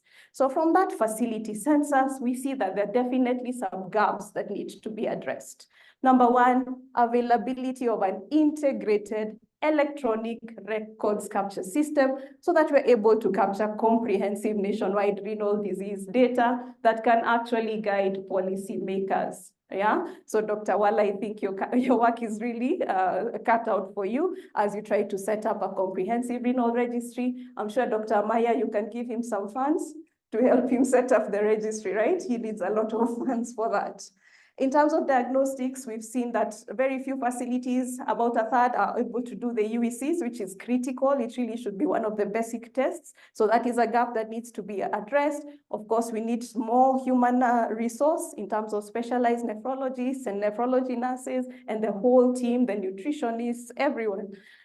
Only 2% of facilities are able to offer dialysis services. So in a country where we're having increased cases of CKD, definitely that becomes a huge gap as well. Finally, what lessons can we learn from other jurisdictions? So I'll start off with the beautiful Kingdom of Thailand. I don't know how many were able to go for World Congress of Nephrology in Bangkok last year, but what are they doing about CKD? So they actually have key performance indicators reportable to their Ministry of Public Health. So these are countries that are taking their CKD programs very seriously. So what are some of the things that you have to report to the MOH? The smaller facilities, this is what they're reporting to their Ministry of Health. Number one, how many of the high-risk patients, these are the patients with diabetes and hypertension, have been screened for CKD? Yeah, so that's where it starts. How many are we screening? Then you send that message, that data to the Ministry of Health. Secondly, of those who have been screened and found to have CKD, how many are on nephroprotective medications, such as our ARBs and our ACE inhibitors? Yeah, after that, how many are reaching target in terms of target BP control, target blood sugars? How many are we actually able to reach the targets? And then finally, the end result of that is that you want to slow down progression of CKD. So they also report to their ministry, how many patients with CKD 3 and 4 have you treated so well that now their rate of GFR decline is less than 4 mL per minute per year. So you can see this is a country that is taking its CKD screening and CKD, slowing down of CKD progression very seriously, right? I move on to another country. This is Uruguay, all the way in South America. They also have a sort of similar program going where they have quality of care indicators that they must also report about. And you can see this is a country that's doing very well. So they report about how many patients who have got albuminuria are using RAS blockers. And you can see in their country, 79% of patients are on the ACE inhibitors or the ARBs, all right? So these are people who are doing well. They're trying to slow down progression of disease to end stage, which we've seen is a very expensive condition to manage. Another important thing in Uruguay is how many patients have got timely referral to the nephrologist. We don't want to see patients who need dialysis tomorrow. Please don't refer to us when the GFR is 15, 16. Patients should be referred when the GFR is above 30, all right? So that we're able to put in all the nephroprotective agents that Dr. Berger has talked to us about, yeah? Your ACE inhibitor, your SGLT2 inhibitor, your MRA like finerenone, all these are available. We can't slow down the progression of CKD, but it's only if we work together with everyone, all the clinicians around the country, to screen, to start the nephroprotective medications, and to refer to the nephrologist early. So what is my take-home message? Number one, we don't have good data. We just have several small studies all over the country, but we need a well-designed nationwide survey to actually collect comprehensive CKD epidemiology data so that when we meet another time, I'm not telling you we are estimating we are 5 million, we are actually giving you the facts. This is the prevalence countrywide. Yeah, again, Dr. Maya, we need funds. Next take-home message is, of course, the need for a national renal registry, and we're really behind you, Dr. Wala, as you do that. And then this is something I really think we need to think about. And I wish Dr. Mutiso, Stephen Mituso from the ministry was around. These are some of the things we really need to start talking about, that we should be giving this data, quality of care indicators that should be reportable to the MOH. So in whichever facility you're working in, what is the number of high-risk patients that you have screened for CKD? How many have been put on nephroprotection? How many are achieving targets? Yeah, so that is the only way we can win the battle against CKD, if we partner with all our healthcare providers around the country. Thank you so much for your attention.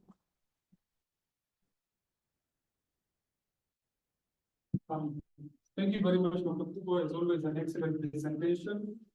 This was a bit of a technical presentation, and I think that the ball is in our court as Kenya Renal Association. We have the president, His Excellency. He's also one of his names started with W, but not SR. This Dr. Wala. So we really have to look out for a renal registry for Kenya, because without data, we are running blind. That's as far as it goes. Okay, I've been given 2 mics again to speak. That is second time in a week. Okay, so without data, we are running blind. We do not know what is our goal. We do not know where we are heading. So it's very, very important and vital that we actually tend to get this renal registry sorted out. I'm glad that at least we have some funds now. I was given the good news that we are going to be looking at setting up the renal registry. But I don't know, might be Dr. Kubo and Dr. Wala can tell us about so far what we have done in terms of, I know we've been looking at this for a long time now. I think it's almost 5 years or 6 years now. There was work in earnest. We had set up a website. We were now looking at people submitting their monthly audits or quarterly audits to KRA, but this kind of stopped. So I don't know, Kubo, maybe you can tell us how this will. I think we've now restarted that program with Philip on board. So we are trying to now collect the data in real time from the different facilities, but I can also give President Wala a chance to speak. Thank you, Dr. Kubo. Thanks, Dr. Baga. Obviously, data protection is an important thing, and thank you. And as Dr. Baga has pointed out, we have started this journey maybe 5 or 6 years ago. It looked like he was speaking Steam because we had managed to set up software that was web-based to collect the data. The main problem was that there was only 1 or 2 people collecting the data, coordinating nurses in dialysis units. This was a hemodialysis registry, basically. The nursing officers in the units were the ones that were in charge of updating this data, and there were problems with that also because they needed some payments. Therefore, funding became a major problem, plus personnel. COVID set in, and we were locked out of all dialysis units, and therefore the momentum really diminished. The technical person who was doing that found another job, and therefore we restarted this year again. We have gotten some funding from Kenya Renal Association. The bottleneck at the moment is I'll confess shamefacedly, it is basically getting ethical approval. Writing a protocol, get ethical approval. I didn't think I was going to get this busy, and therefore I've asked Dr. Kubo to lend me some registrars, write a protocol so that he can get ethical approval about this, and therefore so that he can begin collecting data again. I think the funding may not be enough to get the adequate personnel, but we hope that we're going to get enough personnel to go to the 260 or more dialysis centers in this country, in different parts of this country. We hope that we will be able to convince again our colleagues in the nursing field, who are the ones who are manning these dialysis units, to be kind enough to fill in these forms online for us. The software is currently web-based. We want it to make it a bit more friendly to be mobile-based, and that's the other step.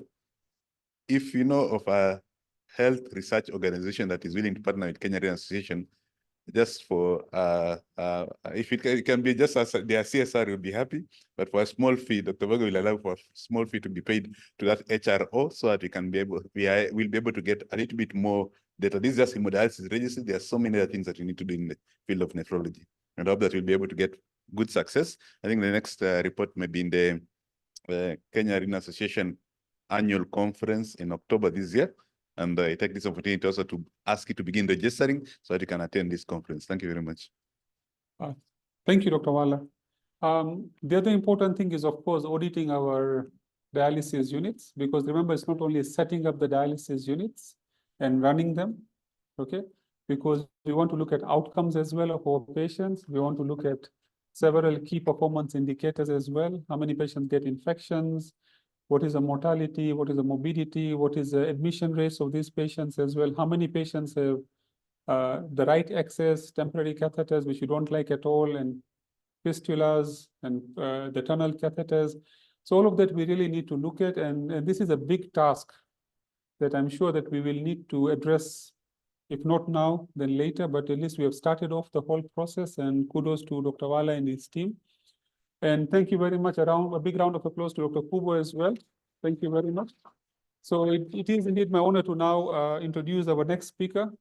Is none other than President Wala of the Kenya Renal Association. I've known Wala for a very long time. Since when I was a registrar at Aga Khan University, I used to see him running around at night as a physician when he used to work for a very esteemed group of doctors. And we used to do rounds together at night, at midnight, when I was collecting my patients as well.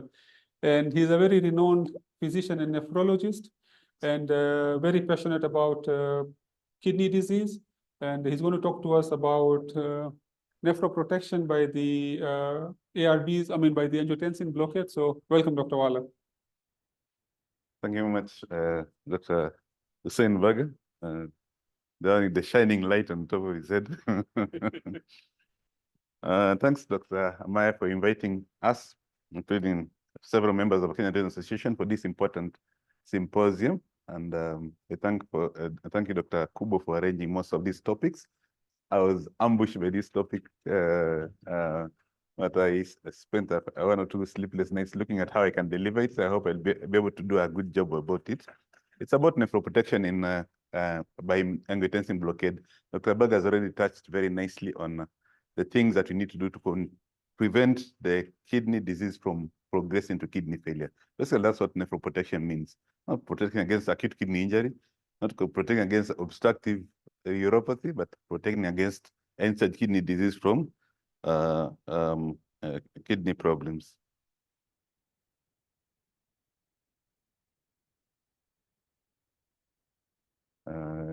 You need to remove your, I don't think I can operate now.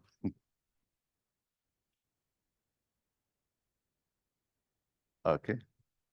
Thank you very much. So I begin with the basic physiology that we learned in our second year and third year about Renin, angiotensin, and aldosterone system. Basically, that's the RAS system. And it's a simple system initially that they use angiotensinogen that is produced mainly by the liver, and then it's converted to angiotensin 1 by renin, which is an enzyme, basically a proteolytic enzyme, coming from the kidney. That's why the kidney controls the system. And then the angiotensin 1 now can be converted to angiotensin 2 by enzymes that are found prevalently in the lungs, angiotensin converting enzyme being one of them. And then this angiotensin 2 is the one that is the most important effector of this system. The purpose of the system is to ensure that there's enough reabsorption of sodium chloride and water, basically brine. We call it brine, that is seawater. That's where you came from, we have been told, so that you're able to have a good intravascular volume and therefore a good perfusion pressure to your tissue. And therefore, basically, the kidney is measuring the perfusion pressure. At the same time, there's also vasoconstriction that has to occur. And this vasoconstriction is an immediate response to problems that are affecting that perfusion pressure. So the system is basically geared towards those things I've mentioned. I don't think I can go through that. But there's also more and more evidence that RAS is not that simple. That this classical RAS system in which there's angiotensin 2 AGT there to angiotensin 1 and angiotensin 1 to angiotensin 2. Sorry, angiotensinogen to angiotensin 1 and angiotensin 1 to angiotensin 2 is not as simple as that, because angiotensin 2 is known to act on the angiotensin type 1 receptor, angiotensin 2 type 1 receptor. But also there's also angiotensin 2 type 2 receptor, whose effects are in vasodilation, and therefore they are counteropposing the effects of the angiotensin type 1 receptor. At the same time, through a different enzyme, angiotensin converting enzyme type 2, angiotensin 1 gets converted to angiotensin 1 to 9, and angiotensin 2 gets converted to angiotensin 1 to 7, basically by chopping a peptide at the back end of that protein. And this angiotensin 1 to 7 is also an opposer of angiotensin 2, because it not only works on angiotensin type 2 receptor, causing vasodilation and other effects, but also acts on a new type of receptor called a MAS receptor that causes vasodilation also. And therefore, it looks like the classic RAS system that was thought to cause vasoconstriction, oxidative stress, proliferation, profibrosis, causing worsening chronic kidney disease, is counter-opposed by the SE2 MAS receptor, angiotensin type 2 receptor axis, causing vasorelaxation, anti-proliferation, antioxidative stress, anti-fibrosis. In addition to that, there is a newer system that is thought to act through alamandin, a product of angiotensin A, which comes from angiotensin 2 cleavage, that results in this. And between this, there are also very many other enzymes that are causing short circuits in this system. And therefore, it's not just a classic RAS system, but it's more than this. And this makes it a bit more complicated, but also it offers avenues in which you can cause some blockage of this pathogens of chronic kidney disease, because by targeting these other pathways, then you're able to avoid chronic kidney disease, and you see that later on. So I've been told to ask a few of case scenarios. Therefore, I'll start with the easy case scenario. A 45-year-old man with type 2 diabetes for 8 years, creatinine is 123, urine protein is 2+, the USCR therefore is translated to a big USCR of 453, that is above the 25 cutoff, and a blood pressure that is not very well controlled, although it looks reasonable to most people. Therefore, what is his renal prognosis becomes a key question. How do we manage kidney disease progression in this gentleman? And then we'll also answer, how will you delay the progression of chronic kidney disease? What is his target blood pressure? What medications will you use for blood pressure control? Beginning with the first question, what is his actual renal prognosis? And we know that chronic kidney disease is progressive, and Dr. Bayer has shown the theory about the progression of chronic kidney disease, which is basically a fact. It's very rare to find somebody with kidney damage going backwards in this progression. It's basically a one-way pathway from normal kidney function to one who has got increased risk, including obesity, the other risk factors that Dr. Bayer mentioned, and then to kidney damage, then reduced kidney function, and finally to kidney failure. And this, along this continuum, then you have to find out where the patient is to try and delay this progression from normal to kidney failure. There are many factors associated with this chronic kidney disease progression. The non-modifiable ones are like the socioeconomic status of the patient and the male gender, but there are those ones that are modifiable by lifestyle, and there are some medications that you need to avoid. Genes are not modifiable because it's a genetic makeup, but they are influencing the progression of chronic kidney disease. The kidney itself, by being damaged, causes worsening kidney function. By having glomerular problems, causing worsening kidney function. And attendant conditions in the kidney can worsen CKD progression. Here, I think a main factor associated with progression is acute kidney injury insults. And then a systemic and metabolic diseases that need to be adequately controlled. Those ones are influencing the CKD progression. RAS is heavily involved in this pathogenesis of CKD progression, and RAS system is involved in altering not only the hemodynamics of the kidney, the glomerular capillary pressure, for example, but also inflammatory and oxidative markers that cause progression of kidney disease, including TGF-beta, plasminogen activator inhibitor 1, etc. Aldosterone is also activated by RAS, and this ends up in causing worsening of the glomerulosclerosis in the glomerular compartment of the kidney, and interstitial fibrosis in the interstitium of the kidney, leading to tubular atrophy and therefore chronic kidney disease. Therefore, angiotensin 2 forms an important link between chronic kidney disease risk factors, and glomerulosclerosis and interstitial fibrosis. At the same time, once this sets in, you get a decrease in loss of nephrons again. And these loss of nephrons will cause further activation of angiotensin II, RAS system activation, and therefore this process becomes a self-progressive process, even though the my initial insult has been removed. Therefore, blocking this angiotensin II becomes a paramount point at which you need to intervene to ensure that chronic kidney disease does not progress. So the risk of prognosis for this patient is now governed by this CKD heat map that you are all aware of, showing on one scale the GFR progressing from normal to kidney failure. On the other side, the amount of proteinuria that Dr. Berger has mentioned that it has to be estimated because it has got an implication for progression of chronic kidney disease. This heat map is worst where you have severely decreased kidney function and high proteinuria, and these patients invariably progress into kidney failure. Therefore, the higher the risk, the more likely it is that you need to intervene adequately. And you can see treatment begins from grade stage 2 albuminuria or CKD 3A, and that's where most patients should be referred to a nephrologist. KDIGO is advocating a little bit of an alteration in this process of CKD estimation, risk estimation, because you have been dealing with basically EGFR-based criteria for estimating progression of kidney disease. And this isn't just a single number. Sometimes you add the proteinuria, therefore it becomes more. At the moment now, there are more risk-based calculations that can be used to estimate the risk of getting kidney failure in 5 years, in 2 years, etc. And this risk becomes more and more as you go down the continuum of the GFR. This risk-based criteria method, therefore, is one that is being advocated to ensure that you estimate a little bit better for the patient, rather than just telling them they have got a high risk. You actually give the patient a number. That is a number of percentage of patients in your stage who will reach end-stage renal disease in 5 years' time, for example. And there are many of these risk-based calculators for predicting CKD progression to kidney failure. The common one is kidney failure risk equation, but there are a number of them, and they have got different advantages and disadvantages, the strengths in the population in which they have been assessed. Therefore, the kidney failure risk equation basically is simple. It is the 4-variable variant of it, a urine analysis for USCR, the gender of the patient, the age, and the GFR, which you are calculating, and then you find the projected risk of kidney failure. So, for example, for this patient of ours, she had a urine albumin creatinine ratio of 453. The gender was male, age was 45 years, and the GFR is calculated is 63.6. Well, it's above the cutoff at which these risk predictions begin, because they begin from a GFR of less than 60.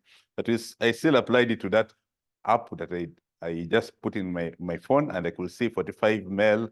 I put in North America because it had got that question. I don't know why that question is there. The GFR was there, and then USCR, and I press, and voila, I get that it gives me the GFR, that it's a stage 2 mild decrease in function of the CKD. I go down and I say patient's risk of progression to kidney failure requiring dialysis or transplant. It gives me 2 values at 2 years, 0.63% of, for this gentleman is for 5 years, a GFR of 63. At 5 years, 2.45%. So basically a small risk. So you can imagine if the GFR was lower, how worse it is. At the same time, it also explains to me what to do. And this is basically more of a patient-friendly app that you can give to our patients and say, when I'm giving you these figures, just enter and it will tell you when you need to be referred to a kidney doctor, whether it's a team-based approach, etc. The higher up you have a risk, the more likely you need a nephrologist, but also to ensure that Dr. Berger does not handle the patient alone. If the risk is high, a team-based care approach is very important, including the dietitian, the nurse, the pharmacist, a vascular access surgeon, etc. It has to be a team-based approach. So we have estimated that this patient has got a renal prognosis. That is not so bad. So how will you delay the progression of chronic kidney disease? And that's the second question that we're going to answer for this typical diabetic patient with proteinuria, basically a typical diabetic nephropathy patient. And KDIGO in 2022 published guidelines on diabetes management in chronic kidney disease. I found that to be a little bit of a funny headline because it's diabetes management in chronic kidney disease. Why didn't they just say diabetic kidney disease, but basically it was blood sugar management in chronic kidney disease. And therefore they were focusing mainly on avenues of preventing chronic kidney disease progression in diabetes patients. And their recommendation 1.2.1, they recommend that treatment with an SC inhibitor or an angiotensin II receptor blocker, it should be initiated in patients with diabetes, hypertension, and albuminuria. And this is quite a high level of 1B qualification. The important thing is that the highest approved dose has to be used. So if it's sabazatan, it can be on 150 milligrams or once a day for 3 or 4 years, still continue the same dose. It has to be the highest approved dose, so long as you don't get the risk, the complications that you can get from increased doses of ARB or SC inhibitors. So definitely you can delay the progression of chronic kidney disease using these medications, but they work through blood pressure control. And therefore you have to ask yourself, what is his target blood pressure? Sorry, let me go back here. This question 3, I'm asking if this patient did not have diabetes with the same scenario, what will be the renal prognosis and how will delay the progression of chronic kidney disease? Now I've removed the diabetes part. Diabetic proteinuria, you definitely need an ARB. What about if you don't have diabetes, basically chronic kidney disease that has proteinuria, proteinuric chronic kidney disease? Proteinuria and GFR is very important as prognostic markers. This year, the KDIGO 2024 clinical practice guidelines was published for chronic kidney disease evaluation and management. And their recommendation is that you same like for diabetic patients, you start RAS system inhibitors for people with CKD and severely increased albuminuria, that's A3, without diabetes. And this is also a quite high level of evidence supporting this. So you have seen that SC inhibitors, ARBs are important for diabetic proteinuria and for CKD patients with proteinuria. What is the BP target for this patient who has got a BP of 48/92? Whether it's diabetic proteinuria or CKD proteinuria, what is his BP target? In a recent study called No CKD study, where they prospectively followed up 1837 pre-dialysis CKD patients and looked at their blood pressure. They categorized the blood pressure according to the progression, where the blood pressure is either stable or it is increasing or it's decreasing. And the stable was used as a reference point, and they found that if the blood pressure is continuously increasing, then you get a higher hazard ratio for getting blood pressure, chronic kidney disease progression. So compared with stable systolic blood pressure trajectory, increasing systolic blood pressure trajectory was associated with higher risk for adverse kidney outcome, while the decrease in SBP, there was a similar risk. And therefore, this supports more evidence from previous studies that blood pressure causes CKD progression, but also here, blood pressure getting worse also causes CKD progression. So sometimes we look at the CKD a patient with blood pressure that is becoming more and more difficult to control. And as Dr. Berger said, we accept such blood pressures. Such blood pressures cause worse problems. So what is the target of that treatment? This target has been a moving target. From different evidence has been gathered over the years from the MDRD study on CKD patients that a blood pressure of 107 versus 92, the 92 one fared much better in slowing the decline in blood pressure control. That's a map of 92. And then the ASK for African American study showed that around a 97 millimeters mercury map. Now we do not measure map in clinical practice, and therefore the later studies were looking at the real world data. The RAIN2 study showed that a blood pressure less than 130/80 millimeters of mercury were found by addition of calcium channel blockers resulted in no difference in time to end-stage renal disease. Therefore, a blood pressure target with a non-SC inhibitor ARB did not have any much difference. Let me go down here. In accord with in diabetic patients with GFR that are reasonable, almost like this gentleman that we're talking about, the blood pressure, systolic blood pressure of less than 120 compared to a systolic blood pressure of less than 140, there was no difference in risk of cardiovascular disease, but decreased rate of stroke in intensive group. Therefore, there was a cardioprotection risk, improvement, but there was no evidence of renal protection. And then the SPRINT trial is one that showed that for majority of individuals with non-diabetic chronic kidney disease, that means eGFR more than 20.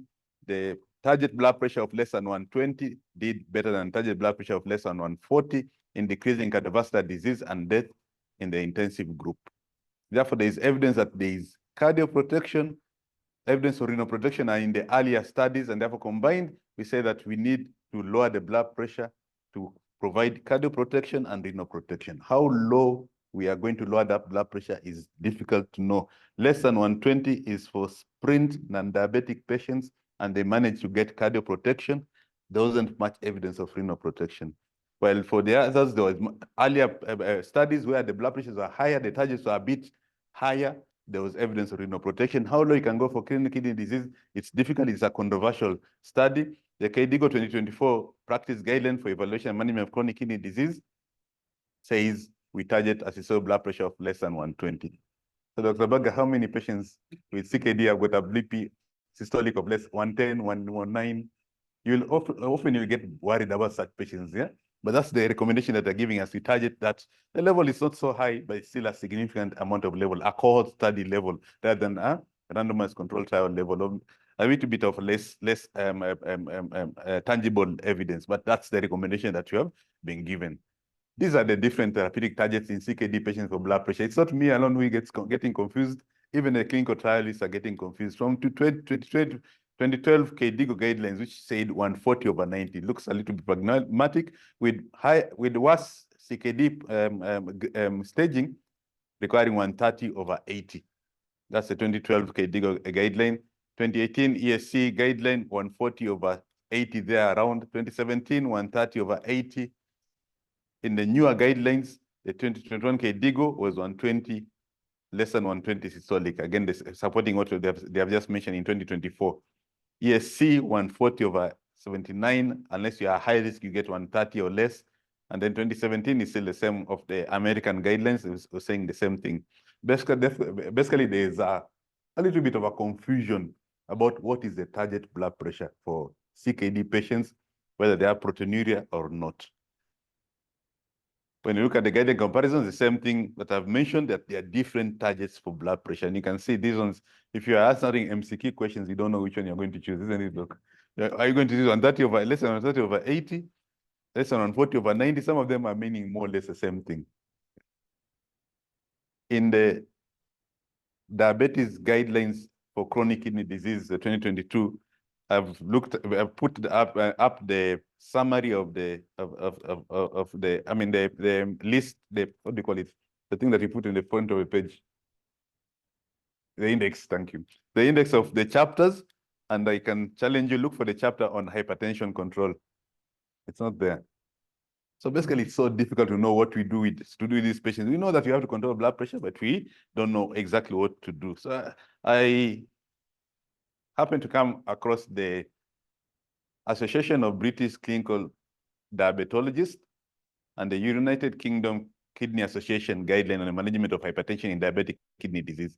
And then they are a bit more pragmatic. They indicate that you have to identify the patient and set the goals. I think that's the most important thing. The goal has to be set with the patient, and the patient has to be individualized. That's what identification is. You cannot treat a 75-year-old with diabetic nephropathy the same way you treat a 35-year-old diabetic nephropathy. And these are some of the things that I am mentioning about appropriate BP target. That's what we are going to look at.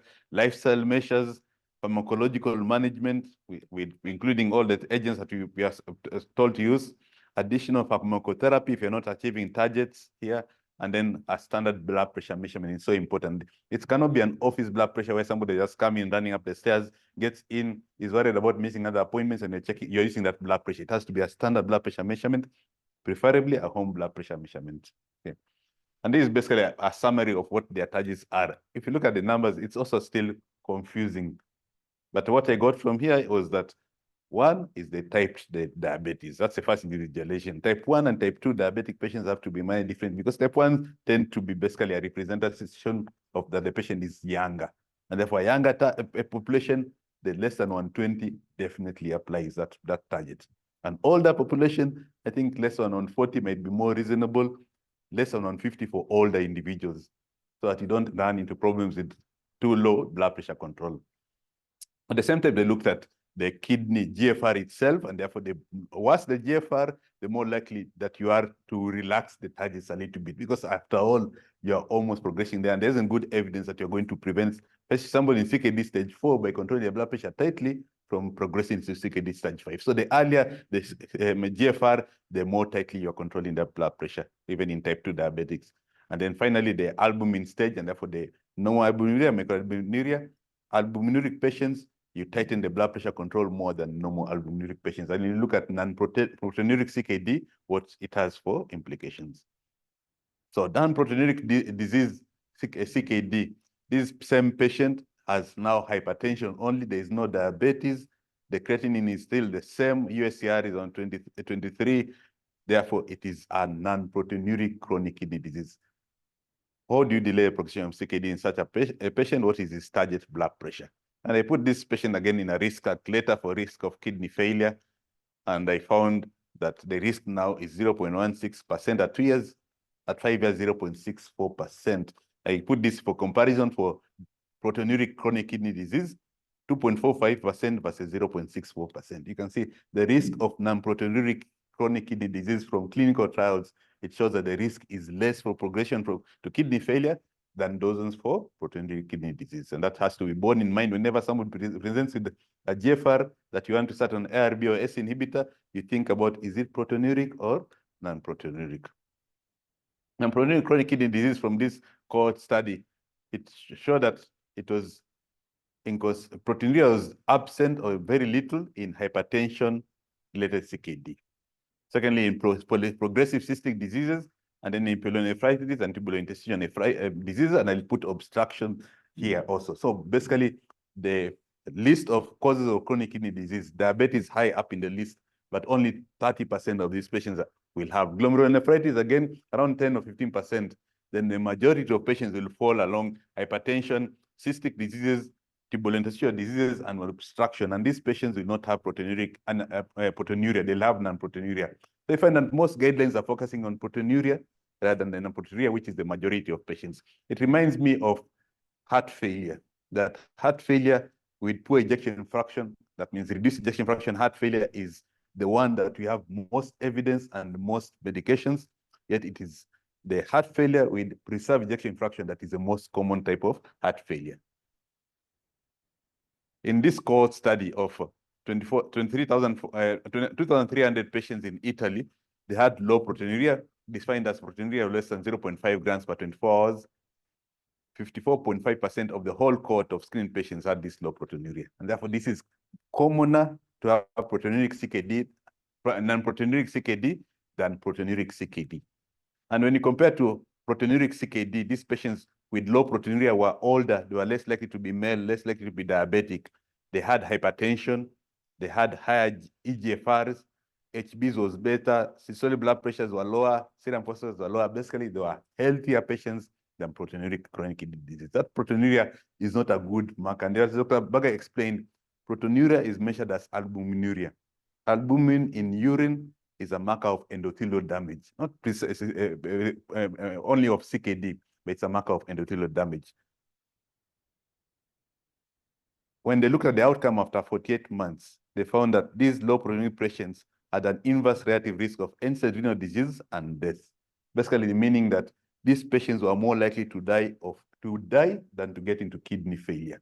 So you no longer look at the risk of kidney failure for such patients, you look at the risk for death. And most of these deaths will be more of cardiovascular disease deaths, and therefore you have to factor in that these are cardiovascular disease patients rather than kidney failure patients. And the reason for why the chronic kidney disease occurs in these patients is basically on risk factor based. There's a lot of theory about what causes the progression of chronic kidney disease in these patients compared to those ones with proteinuria. So what are the guideline recommendations for such patients with non-proteinuric kidney disease? I've mentioned the fact that if you have severely increased albumin and you don't, that is CKD with proteinuria, because you don't have diabetes, then you need a RAS blockade, maximum dose. At the same time, if you have moderately increased proteinuria without diabetes, you still need a RAS blockade, although this is now a suggestion. For patients with moderate or severe increased albuminuria with diabetes, then you definitely need a RAS blockade. And that's a summary of what I've talked about. Now, the last group of people are those ones with no albuminuria. Here, you're just told it may be reasonable to give this angiotensin blockade and to treat the blood pressure nicely with this RAS system. Therefore, for proteinuric chronic kidney disease, RAS blockers might be helpful because you're still thinking of the person as a whole, not as a kidney only. Therefore, the heart, the stroke prevention is very important for such people.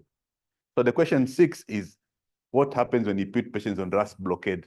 They're going to get problems of hyperkalemia and decline in GFR. So this patient comes to you 1 month later after being put on abesatan 300 milligrams once a day, nifedipine 20 milligrams twice a day, and the creatinine has risen from 123 to 162. Potassium has gone up to 5.9. USCR has dropped a little bit. How will you manage the hyperkalemia? And therefore, the question is it you stop ARB, you add a diuretic, give potassium binder? Dr. Baga, you asked me a question, I can ask you one in revenge.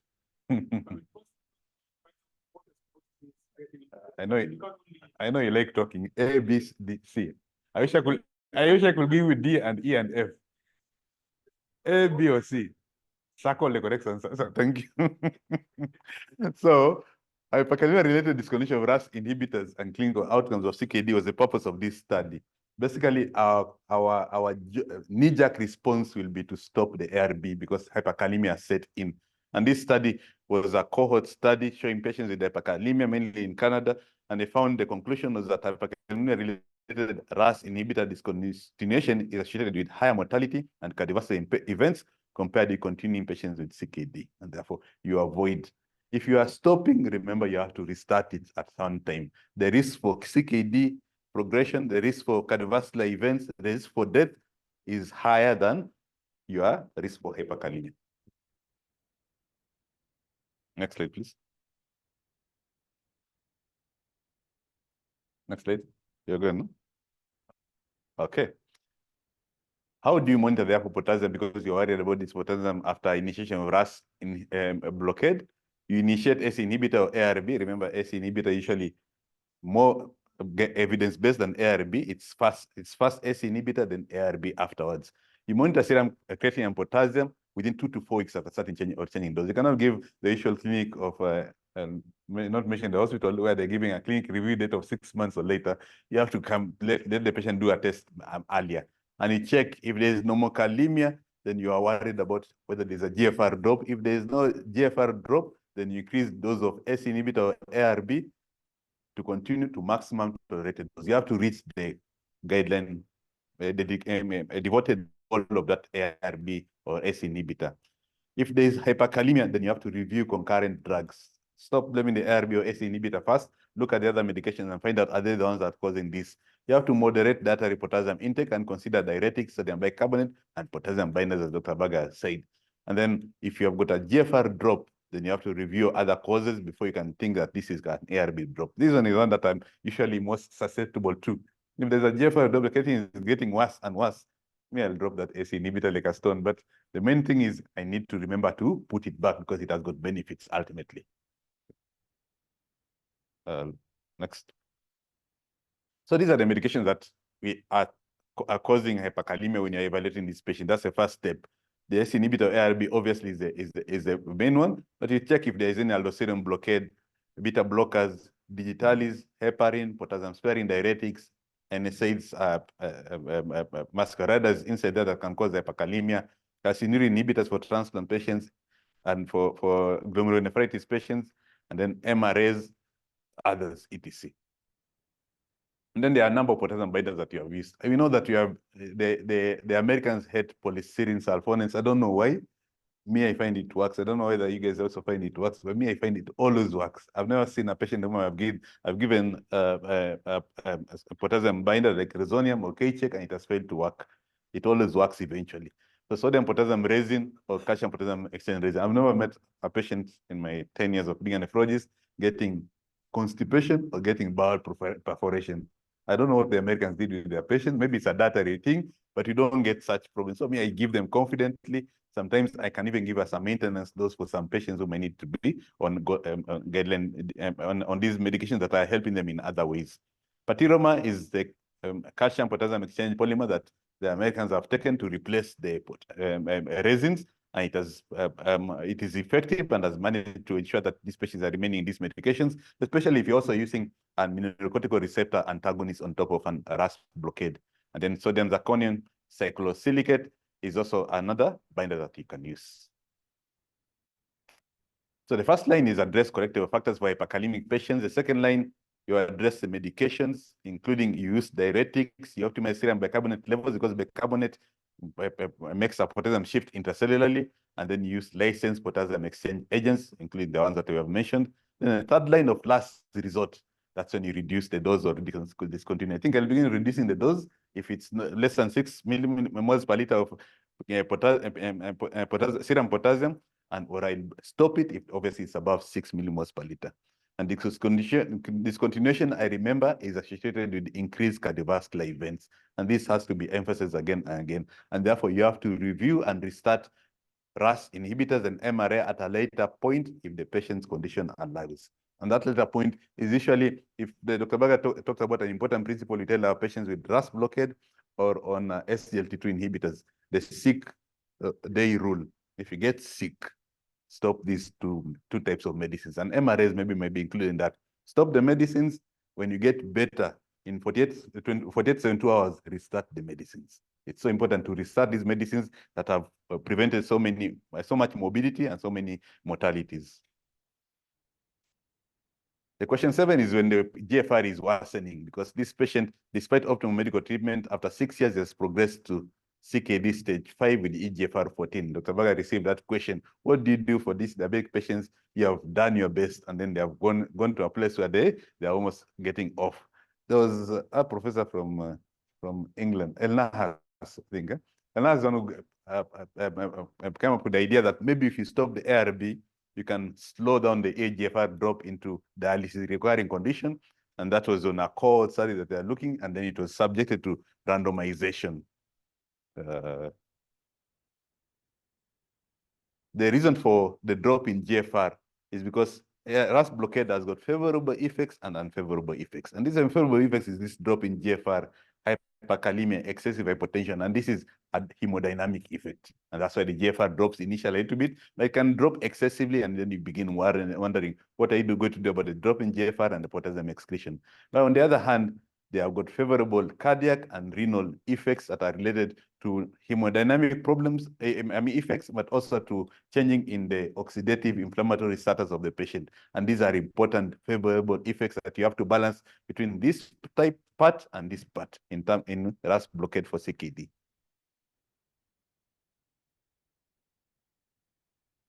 So, what was the clinical impact of stopping RAS inhibitors in chronic kidney disease when they analyzed these patients, including these trials, including the STOP SCE trial, a number of trials up to November 2022, and the studies, one was randomized control trial, and several of them were cohort studies, and the findings were, in terms of all-cause mortality, when you compare stopping RAS inhibitors versus continuing, to 0.85, almost favoring stopping, but now this is crossing sufficiently the one line to say that this is non-significant.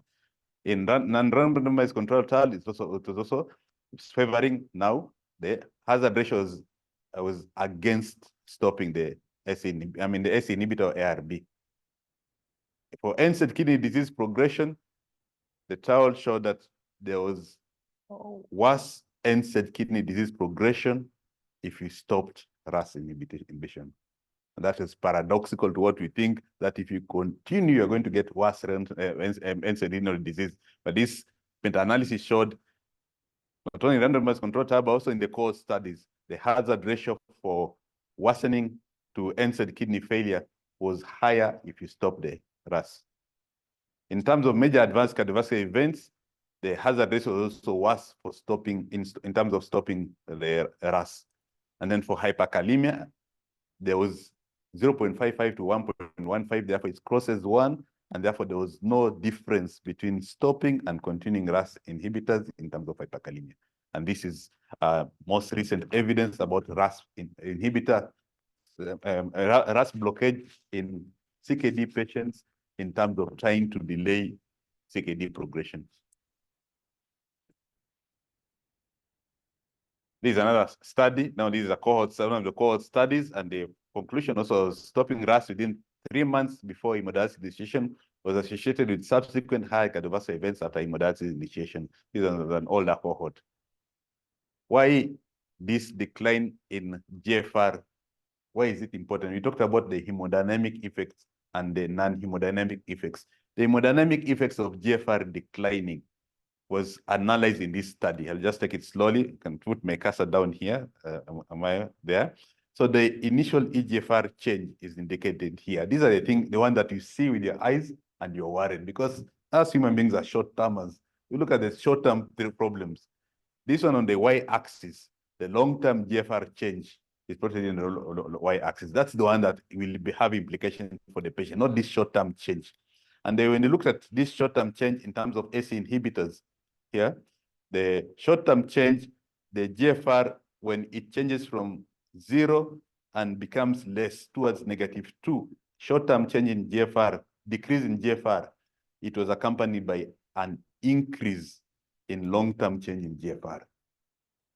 And the same lines were reflected in tolvaptan in ADPKD and in SGLT2 inhibitors, that the initial change in GFR that is worsening before a particular margin, it is always accompanied by a long-term favorable effect in terms of GFR improvement.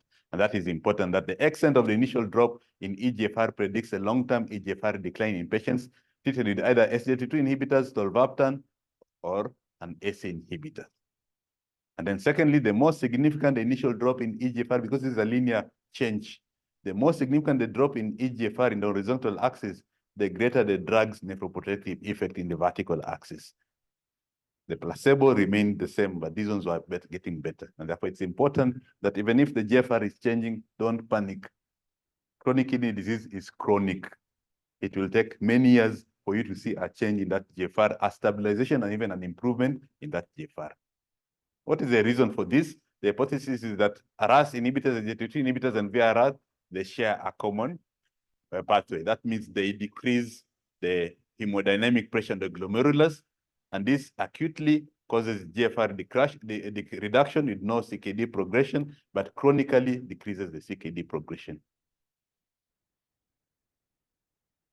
Question 8 is Dr. Baga pitting himself against a cardiologist. A common thing, most common problem especially in ICU patients, but this one is a long-term patient I've put here. A heart failure patient, a lady this time 65 years old, heart failure, reduced ejection fraction, a previous end-stage type 2 diabetes and hypertension, until Misatan 80 milligrams once a day, current creatinine 146, NOHA 3 dyspnea treated with diuresis, and then 2 months later, the dyspnea has gone away, but the creatinine now is 278, and this from 146 is basically a doubling of that creatinine. Cardiologist says, let's continue diuretics. Dr. Kubo says, no, let's slow down on diuresis and stop the ARB. Who is correct, Dr. Baga? Dr. Kubo, yeah. I think I let you answer this. But again, remember that this is more complex than just doing right. Yes. That's what I said. Okay. Yeah, because remember, we need to know one is that, yes, the patient has improved, but remember the patient still has New York Heart Association class 2. Number one. Number two, the creatinine has gone up, yes, but what was the weight loss in this patient, and how gradual was it, and how fast was the weight loss in this patient? I mean, how aggressive was the diuresis? Okay. Yes, that's very important. Number three, remember whatever is happening on the outside, like we see the peripheral edemas, the sarcas, is also happening in the viscera as well. Once the kidney gets congested, it's going to impede the arterial supply into the kidney as well. So very many times we tend to get scared, but I don't know who will say stop the ARB. Normally say cardiologist will say stop the ARB. Okay. But the nephrologist would normally say let's continue. All I right. think we will answer all those questions and then we can make an informed choice. Okay, let's see then. So there are forms of worsening renal function in patients with heart failure. If you're a hospitalist patient due to heart failure, and there's adequate response to applied treatment, then if the renal failure worsens, then that's a pseudo worsening heart failure, renal dysfunction. Basically, as Dr. Baga is saying, look at the patient's response. Is the patient better? If the creatinine has become worse, then that's a pseudo worsening renal failure. Basically, the hemodynamic worsening, the decrease in glomerular pressure is not a worsening kidney disease. It's a hemodynamic change, and that hemodynamic change will not have any influence on prognosis. On the other hand, if there's no response to applied treatment, then most likely this renal failure worsening is a worsening disease, and therefore this will be a worsening prognosis in a patient with this heart failure with kidney disease, basically like cardiorenal continuum. So how do you approach such a patient? This is a patient with stable kidney function. If it continues, then you monitor creatinine and long-term at least every 6 months to ensure that that stability does not go down. But you're talking about a patient whose creatinine has gotten worse. When you start treatment or increase the SE inhibitor ARB, the creatinine gets worse. If it gets worse, then you assess creatinine increase is less than 50% and creatinine concentration is not exceeding 266, like our patient, or below less than 2.25. If that is the case, then this is pseudo worsening renal failure. Confirm changes and regular monitor creatinine and the ionogram, that's potassium, and decide whether this patient is improving or not. I think this article writers, they took quite a high cutoff for creatinine, 50% or more. If it's less than 50%, they continued, and therefore that's quite daring. Most of us actually restrict ourselves to 30%. If that is the case, if it's going above 50%, then you reduce the SE inhibitor. If there's no improvement, then you have to discontinue. And then once the patient stabilizes again, you start again. The same thing about knowing that SE inhibitor ARB, the hemodynamic response, if it's too much, you stop first or decrease, and then you remember to restart at a lower dose and titrate accordingly. Anyone for dual blockade?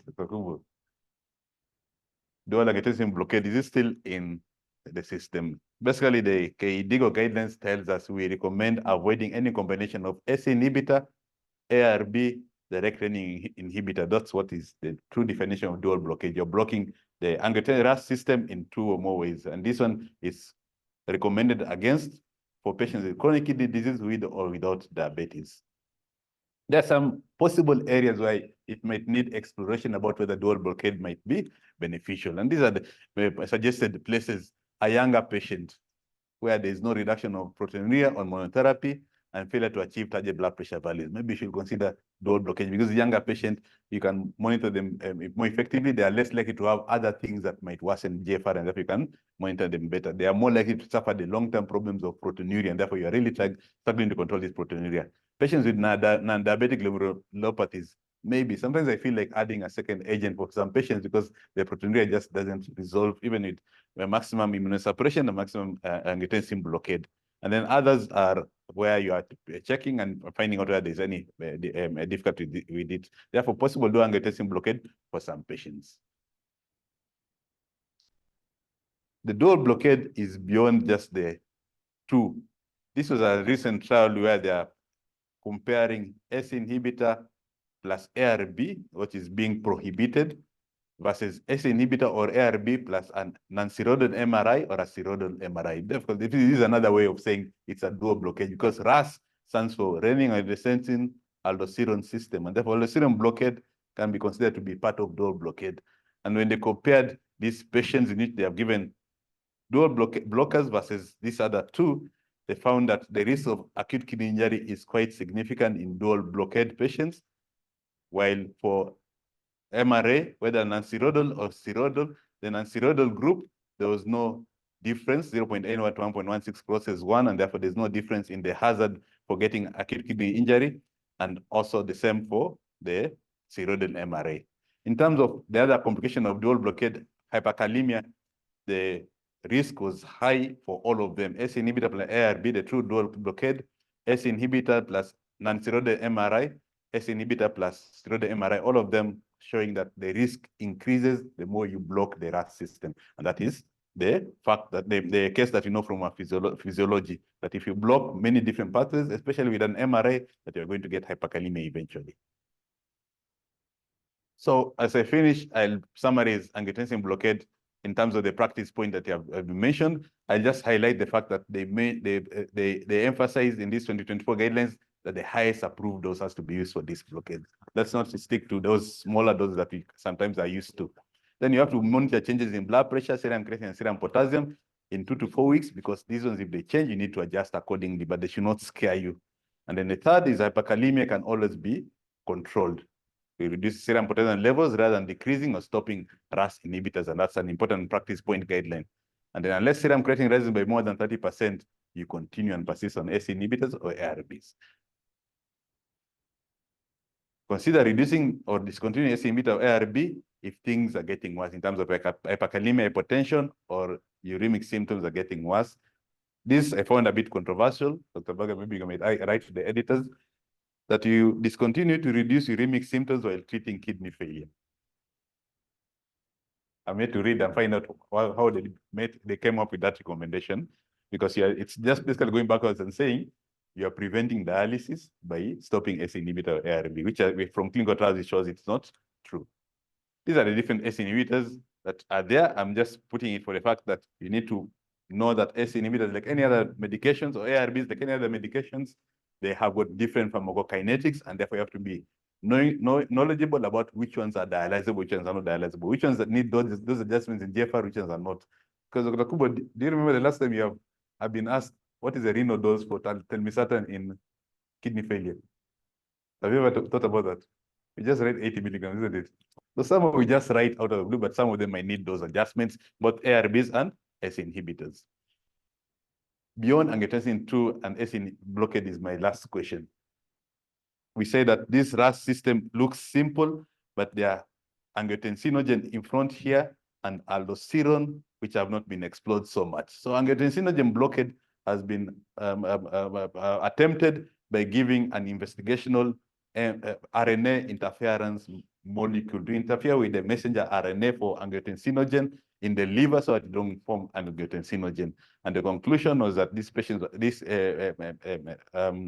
agent was associated with prolonged duration of blood pressure control by inhibiting hepatic angiotensinogen synthesis. And therefore, this is a kid on the block that we will be watching, because it goes upfront in the RAS system and blocks the angiotensinogen that is being created to suppress the RAS. And this, because this is an injectable agent, the question is, if when the creatinine GFR goes bad, or the potassium goes high, or a patient gets hypotensive, you can withdraw the antihypertensive medication. RAS blockade can be withdrawn.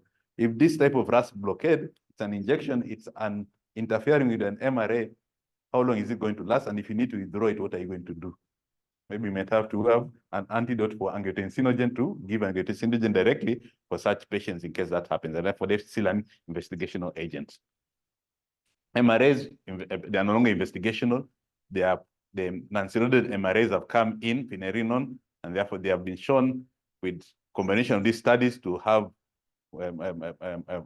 profound beneficial effects in renal protection, in prevention of end-stage renal disease, and cardiovascular protection.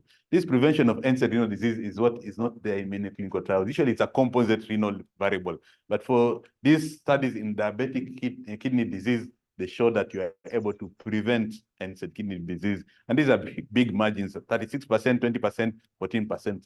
These are big, huge margins of prevention of end-stage renal disease. Angiotensinogen blockade was one of them, but also aldosterone, apart from mineralocorticoid receptor antagonists, there's also aldosterone synthase inhibitors. Basically, angiotensin 2 acts on its receptor on the adrenal gland and causes aldosterone synthase to convert deoxycorticosterone to aldosterone. And then aldosterone now has got bad effects which are blocking by mineralocorticoid receptor antagonists. Therefore, AS inhibitors, aldosterone synthase inhibitors, have been designed to block this part so that you can prevent further the aldosterone escape. Mineralocorticoid escape that is usually blocked by aldosterone. At clinical trial for aldosterone synthase inhibitor, this one it still has got a chemical name, was at the conclusion that a dose-dependent reduction in albuminuria occurred when you give these aldosterone synthase inhibitors, and therefore they're also the other kid on the block that you have to watch for in RAS blockade, because RAS blockade is not just simple. And then finally, the one that we know most commonly, angiotensin blockade, in addition to neprilysin inhibition. This one is a heart failure treatment medication, but also in end-stage kidney disease, there were cardiovascular benefits. The systemic review suggests that sacubitril valsartan benefits end-stage kidney disease patients with heart failure, reduced ejection fraction or mid-range ejection fraction by improving LVF without increasing risk of hyperkalemia, hypertension, or angioedema compared to standard care. a little bit of soft endpoints, but still evidence that angiotensin blockade, even in dialysis patients with ARNI, is beneficial. So don't stop angiotensin blockade in dialysis patients. Remember, the human being is not a kidney. Human being is a whole cardiovascular system, but there's many other systems. Angiotensin blockade are for cardiovascular system blockade. And then potential MAS receptor agents. We said the MAS receptor is blocking angiotensin 2 type 1 receptor axis, and therefore this causes favorable effects in terms of vasodilation, in terms of antioxidant, in terms of anti-inflammatory effects. And these are different trials that have been done. They are all preclinical studies, and most likely they'll be available in the next 4 or 5 years as the agents begin getting more refined. So in summary, RAS is a complex and diverse disease. RAS blockade offers renal protection, but also cardioprotection in diverse arrays of patients. The only ones that we are not sure about is the non-proteinuric chronic kidney disease.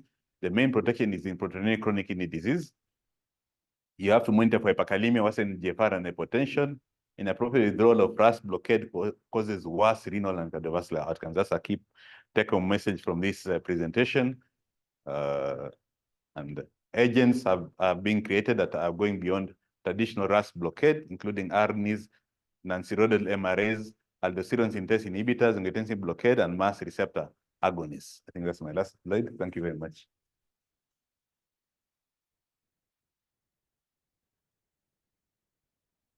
Thank you very much, Dr. Wala. Sorry, you're still in the hot seat, so please stand there. Okay. Another round of applause for Dr. Wala. So we have quite a number of questions. So the first one is for Dr. Maya. We can't see the poll. So then I think I'll let Dr. Maya answer them, but I'm just kidding. Now, so there's one question which is, when one donates a kidney, what are the risks of developing hypertension? This is from Bahati. If you want, I can answer that question. It's not a RAS blockade question. It's not a RAS blockade question. But I'll answer it briefly, and then you can answer it in the statistics. Yes. When you compare living donors to normal population, the risk of developing hypertension is similar. When you compare living donors to the age-matched, healthy people who fail to donate the kidney, basically you're comparing you as a donor of one kidney and you remaining with those 2 kidneys, then the risk of high blood pressure is slightly increased. The numbers are quite small, maybe I think a risk of 1 in 1,000, but it is not significant. So Vaga, you have numbers? Yeah, so it is actually it is increased. It is one of the risk factors of kidney donation, and the risk increases over time. There were several studies that have been done, and one of the most prominent one was by Sanchez et al. And what they did was that they compared it to the age-matched controls, and the risk increased over time. Over 4 years, it was almost 5%, went up to 10% in 10 years. And there were some other studies that actually showed figures of up to 20%. But again, the risk is lower for those people who are on follow-up with a nephrologist. Being African-American as a donor increases your risk of hypertension because of course, what you talked about, ApoL1 gene, and being male as well. And of older age, as an older donor, then the risk also went up because of your reduction in your nephron mass as you go along. So you have to take all of that into account. So the other question is, how do you manage a non-hypertensive client with low blood pressures, but with chronic kidney disease and on a RAS blockade? Is it advisable to stop the meds? So hypertensive patient with CKD, but now has developed low blood pressures, is on a RAS blockade. How would you manage such a patient? So has developed end-stage kidney disease or is CKD. CKD. Okay. So basically a CKD patient with RAS blockade with hypertension as a complication. Well, I'll go through the same thing. Don't blame RAS first. Is there another cause for that hypertension? Especially for diabetic patients, they'll be on several other blood pressure medications. You have to check those blood pressure medications, whether they need to be withdrawn. You have to find out if they have an autonomic neuropathy that causes hypertension. You have to find out whether you are over-diuresing them and therefore they're causing hypertension. All those are possibilities. And then if that is the case and hypertension, especially if it's symptomatic, then I'll temporarily stop RAS blockade and introduce it once the patient is stable. Yeah. And then there's, Regina was asked, why do CKD patients come with complaints of back pain mostly? There's a whole topic on its own, but maybe you can just summarize in 2 sentences. I know you like to talk a lot. So back pain, you assume it's a lower back pain. It Yeah. can be upper back pain, middle back pain, lower back pain. So lower back pain in CKD patients, well, the one that a nephrologist would be interested in is, are the bones getting unhealthy because of renal dystrophy on one hand, because you have got excess parathyroid hormone activation because of hypocalcemia or vitamin D, or on the other hand, what Dr. Berger is doing, giving a lot of calcium supplements like Americans, and then ending up with a dynamic bone disease and causing fractures. But apart from that, the most common cause of lower back pain is musculoskeletal straining. That's all. Thank you. So this is very, very important. So I get a lot of patients who, because of the fact that they lie in the dialysis chair for 4 to 5 hours, and they're always complaining of back pain. And remember, our dialysis chairs are very, very uncomfortable. Even myself, I mean, They're called recliners, but they're just a misnomer according to me. So the most common, as you said, is basically muscle pain and myalgias. I mean, muscle spasm because of being straight. You know, that they're told not to move by the nurses, and that's a bit unfair because like this. yeah, it's only, I mean, it will cause severe pain. But of course, as you say, that we really have to look at the bones. They're at a high risk of developing a dynamic bone disease or even a high turnover bone disease as well. And one of the simplest tests that you can actually do is just a simple X-ray of the back, and then we can basically address those issues. And remember, the combination of renal failure and back pain is common in multiple myeloma. Myeloma, yes, that's very important as well. And that's why the X-ray becomes important, of course, together with the other ancillary tests. So Anonymous has again asked a question about unresponsive low sodium even on medication. So I presume low sodium hyponatremia, I think that he's on medication. It might be they're talking about sodium supplementation Hyponatremia, in CKD patients. my professor taught me that hyponatremia Water. is a different axis from low sodium amount. The content of sodium and the concentration of sodium are completely different, and the body treats it differently, and therefore you have to approach it differently. Therefore, hyponatremia is an ADH water axis. You have to find out, is the patient taking too much water? Are you having thiazide diuretics that is interfering with that axis, etc. Ultimately, most patients who are getting sicker, they get hyponatremic because you activate first your sympathetic nervous system, then you activate your RAS system, and if all fails, then you activate your vasopressin. And if that kicks in, then hyponatremia is established. And this is seen not only in chronic kidney disease, but also in heart failure and liver disease. Hyponatremia depicts worse prognosis unless there's an obvious cause for the hyponatremia. And the most obvious cause for hyponatremia, thiazide diuretics, especially for elderly patients, especially for elderly female small diabetic patients. Yeah, I think that's very important because a lot of times our CKD patients, especially the advanced CKD, will have fluid overload in a dilutional hyponatremia. But of course, the drugs, thiazide diuretics especially, are very important. Joseph has asked for hypertensive CKD patients who are on combination drugs with ARBs, for example, ARB stroke thiazide diuretic. Is it in order to increase the ARB dose simultaneously with the diuretic dose to avoid a pill burden? But to avoid a pill burden. But I think here we're talking about a fixed dose combination. So it's a fixed dose combination. That's one of the problems with fixed dose combinations, especially if it's triple combinations. You may decide want to increase only one of the agents and you can't increase all the others. For thiazide diuretics, 12.5 milligrams of hydrochlorothiazide should be the maximum. If you go to 25 milligrams, I usually feel horribly when I see patients from the public hospitals coming with 50 milligrams of hydrochlorothiazide. It doesn't work better, and it only causes now the hyponatremia, the hyperglycemia, hypertriglyceridemia, hyperuricemia, all of those side effects that come from it. If it's 12.5 and somebody is taking plus an S inhibitor ARB with 12.5 milligrams of CTZ, I think I'll feel safe to double the dose. I'm not around the risk of increasing the pill burden by adding several other things on top. Also the cost. I fully agree with you. And then Maureen has asked for CKD patients with borderline hyperkalemia, what measures can be used to balance the risk and benefits of potassium lowering medications like your RAS inhibitors? Like what you talked about, I mean, if you have borderline, like between 5 and 6, and then the patient is on a RAS blockade, so what other things can you do apart? Yeah. That's a good question because it's a common scenario where I go to a potassium of 5.4 in somebody on RAS blockade. I think the main thing I'll ensure is somebody is on a diuretic, a thiazide diuretic or a loop diuretic because they cause hypokalemia. So that's the first thing that I'll do. The second, if I see if I'm worried about it, then I'll begin restricting some of the potassium-rich foods like bananas, avocados, etc. I'll not be very stringent with it. As you know, me, I say, enjoy your food. Even to patients with hyperkalemia, enjoy your food first. Let me use medicines instead of depriving you of some important things in the food. You don't throw away the baby with the bathwater. The third now is I use a potassium binding agent if I'm still worried that I may not be able to follow this patient up. But I know that I've given some patients potassium binding agent, even rosonium powder or K-check powder, 15 grams on alternate days, and they've come to me with a potassium of 2.0 after 2 weeks.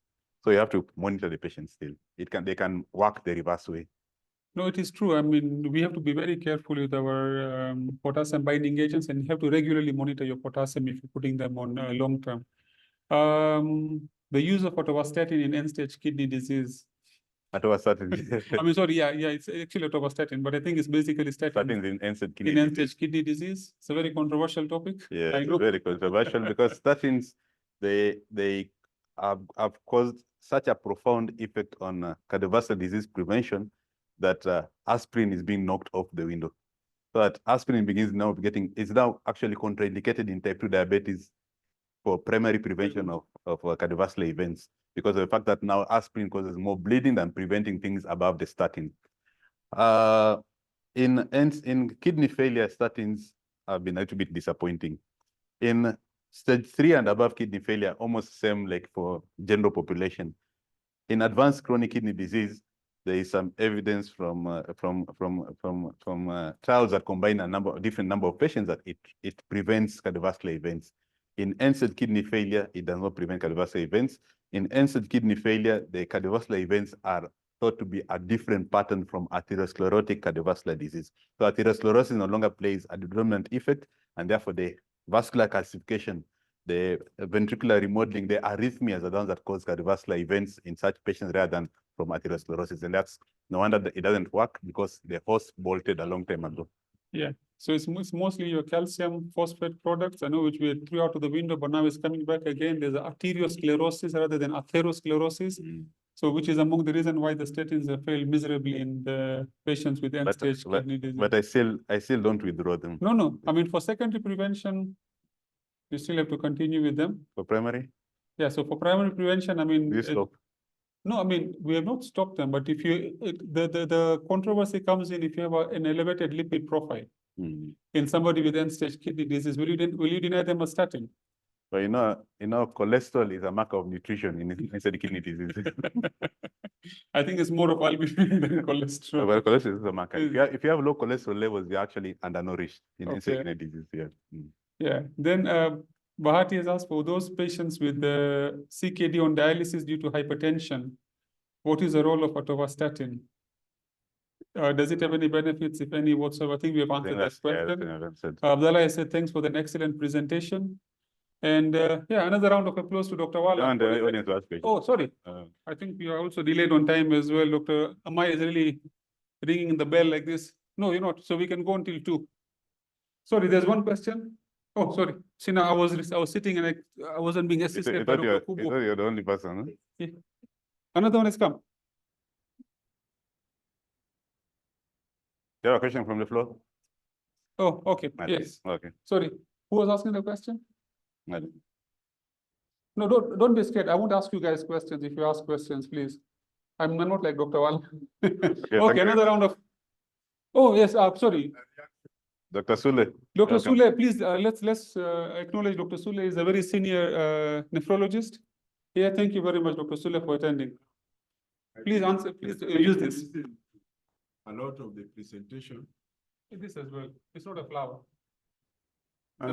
As usual, Dr. Wala always does very nice presentation and even answers everything so that nobody disturbs his peace. But you made a comment, you know, I'm an activist, that you see patients from public hospital. That's why I'm looking at you. The word public hospital.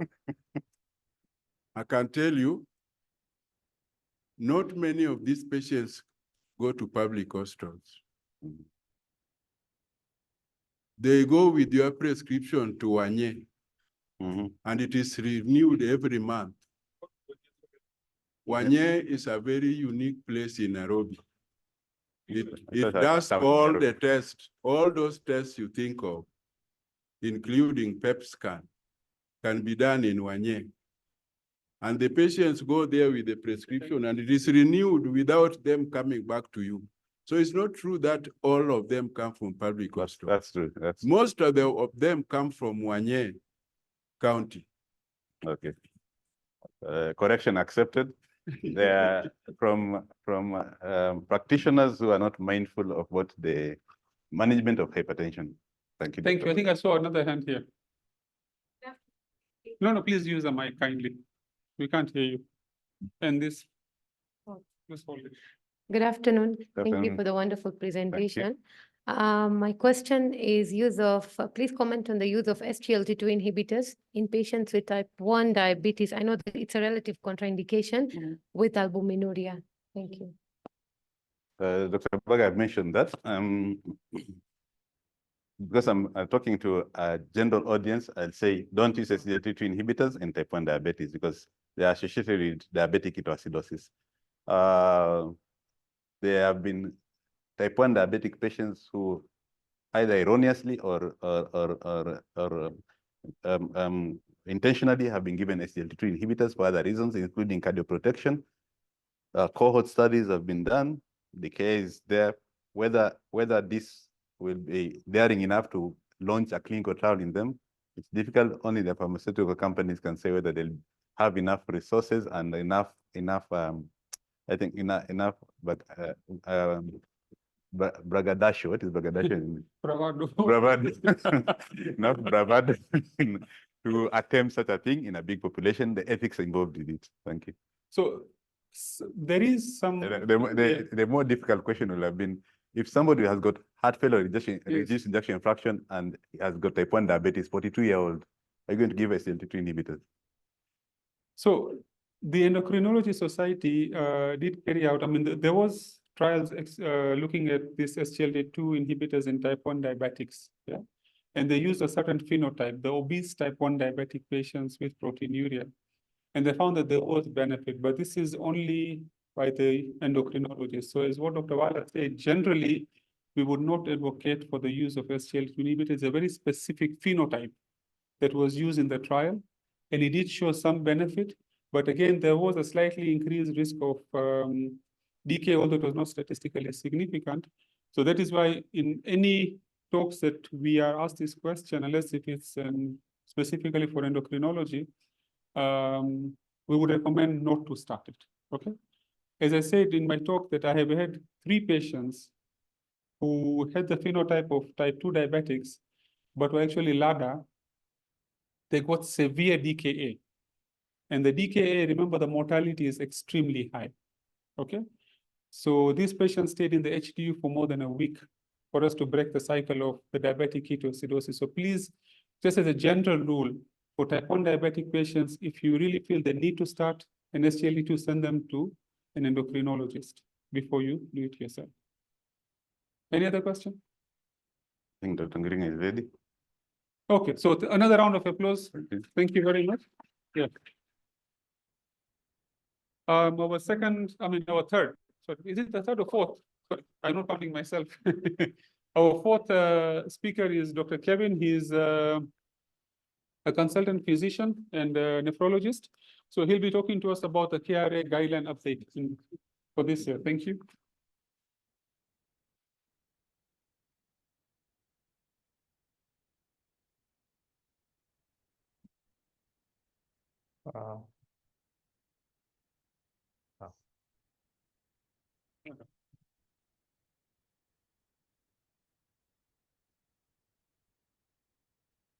Is it working?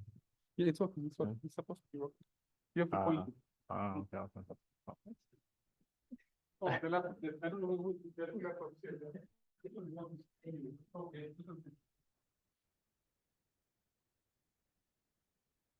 And the pointerization.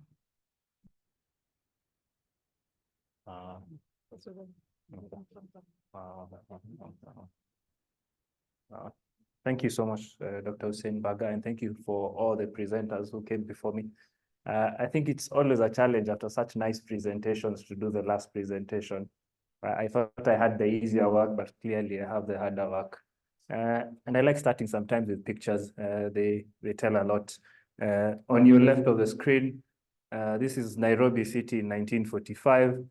And I think one of the landmarks you can see here is City Market, and still stands up to today. And this is modern day Nairobi, a picture taken in 2023. The city has really grown. And so I always say we always have to seek to grow every single day in terms of whether it's our knowledge. And for today, I hope we have increased our knowledge, and we shall, as we do current renal guidelines for level 1 to level 4 hospitals. So the scope of work that we really had was to write a simplified guideline on approach to common renal conditions.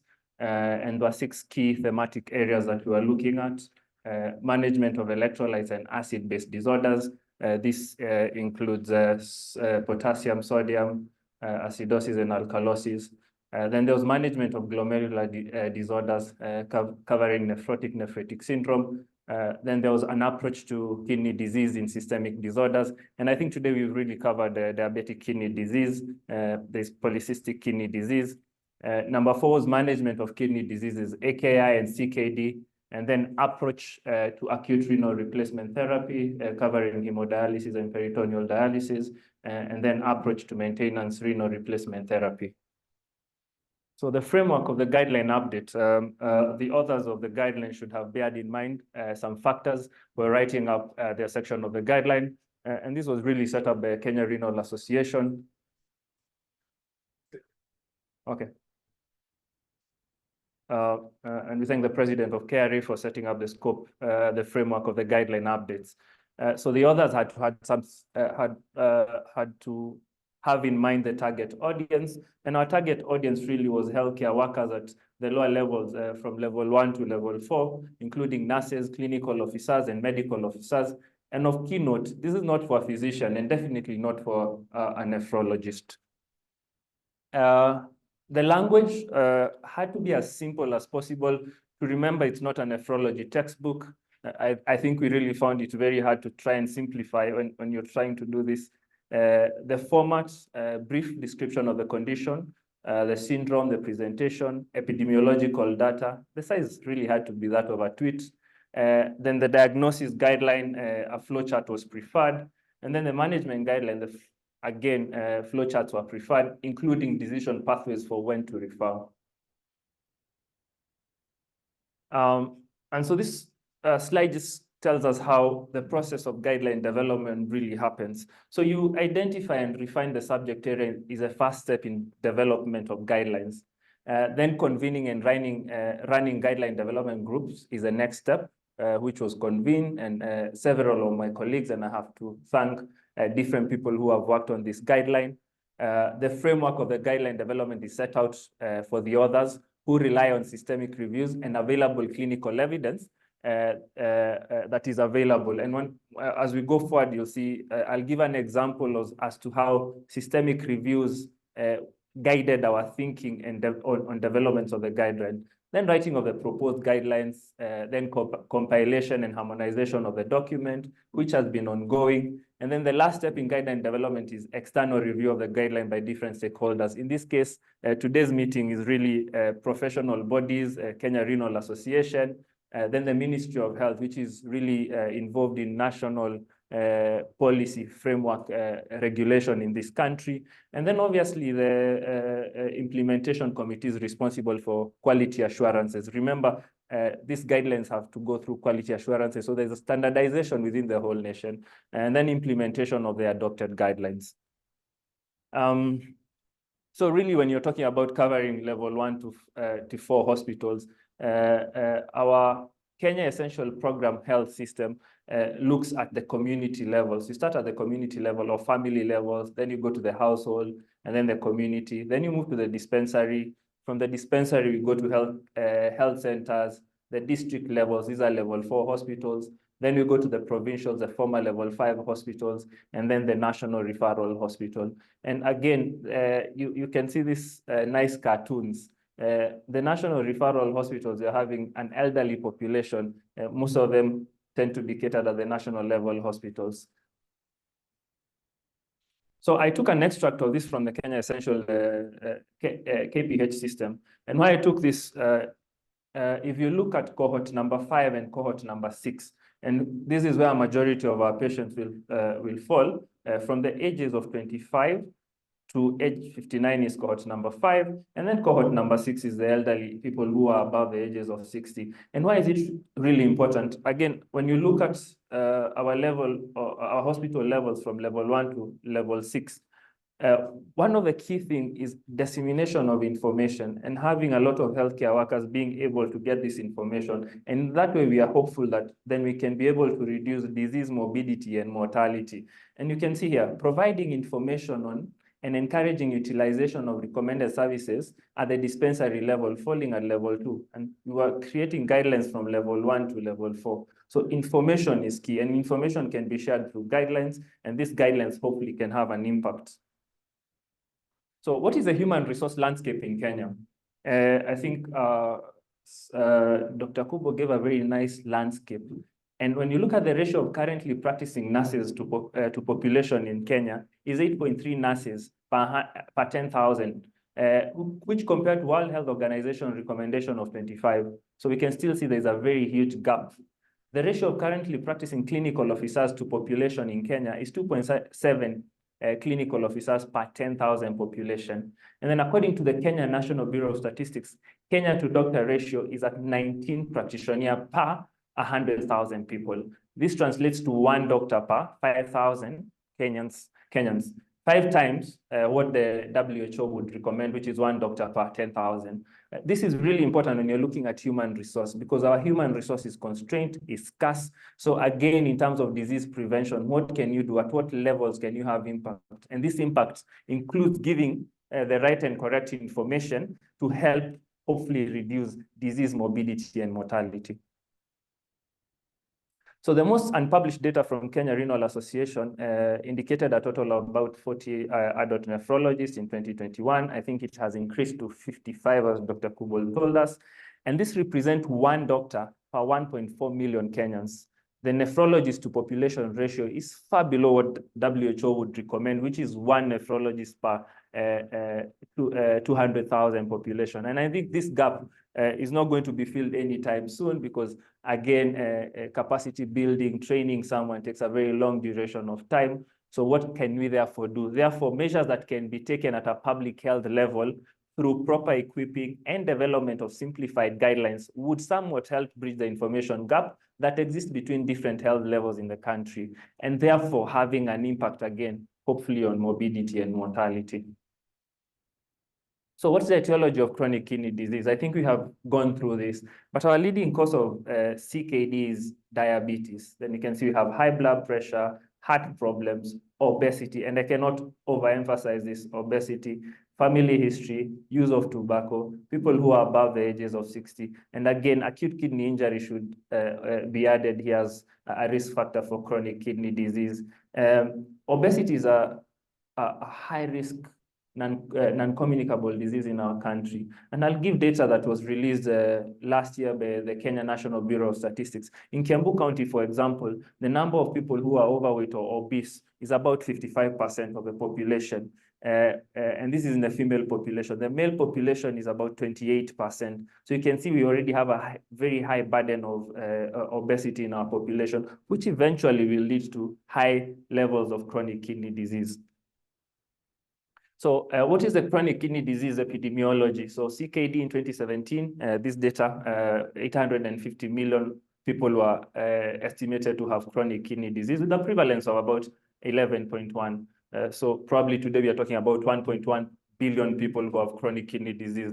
So it's 2 times the prevalence of diabetes, 20 times the prevalence of cancer, and 20 times the prevalence of HIV, the people who are living with HIV.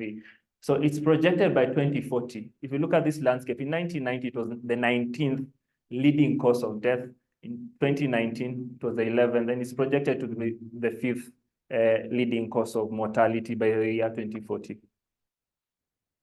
So KRA, Common Renal Condition Guideline Update for 2024 for level 1 to level 4 hospitals. We at KRA believe knowledge is like money, and to be of value, it must circulate, and in circulating, it can increase in quantity and hopefully in value. And I hope we can all aspire in all our different fields to always be willing to share knowledge. So that's what we believe in KRA. I will not go through the whole guideline, all the 6 different guideline scopes that we are supposed to do. I will just extract one part of the guideline and show you how the simplified guidelines would look like. I think this is part of the questions that we're going to answer after the presentation. So again, what is the etiology, for example? So this is an example of our thinking when we were developing some of these guidelines. This is a study done in Zambia, and I think it correlates with what Dr. Baga was talking about. In an African population, what are these leading causes of acute kidney injuries? And we can see gastroenteritis contributed about 38%, sepsis, postpartum hemorrhage. We even have snake bites contributing about 1.3%, and this is also very common in our setup. So AKI and progression of CKD. So rates of progressions are variable. Usually requires pre-AKI values, which are often not available, and post-AKI assessment, which are also not very available. I think from our situation analysis, you can see the available labs that can be able to do biochemistry is about 32%. So there's a lot of space left in terms of improvement and what we can do. So several meta-analyses published looked at a population of 1 million adults who had an AKI, and the risk of developing CKD was 9-fold, and a 3 higher risk of developing end-stage renal disease. So there's a paucity in sensitivity and specificity of the biomarkers for early prediction of progression from AKI to CKD. And some of the markers or novel markers that have been looked at are NGAL, kidney injury molecule 1, the liver type fat acid binding proteins, but yet these tests are not widely available. So the take-home message from this would be, for example, that people who have AKI have a high risk of progression to chronic kidney disease. And for that very fact, we keep saying that once you develop AKI, and if it has even resolved, it's advisable to be followed up by a nephrologist. Again, remember, if you develop proteinuria, protein to us, and I think also to the various fields of endocrinology, cardiologists, has an impact not only on cardiovascular disease, it is something that we are really worried on. And we can hopefully retard it using different agents that we have discussed about today, ARBs, ACEs, MRA, non-steroidal MRAs, which again can have an impact in reducing disease burden and hopefully the costs related to end-stage renal disease. So what are the proposed guideline updates on acute renal replacement? This was topic number 5. So we did a brief introduction of what acute kidney injury is, and the universal definition is we have 3 stages of AKI, an increase or a rise of more than 1.5 to 2 from the baseline, or a decrease of urine of 0.5 mils per kg per hour for more than 6 hours, that is stage 1.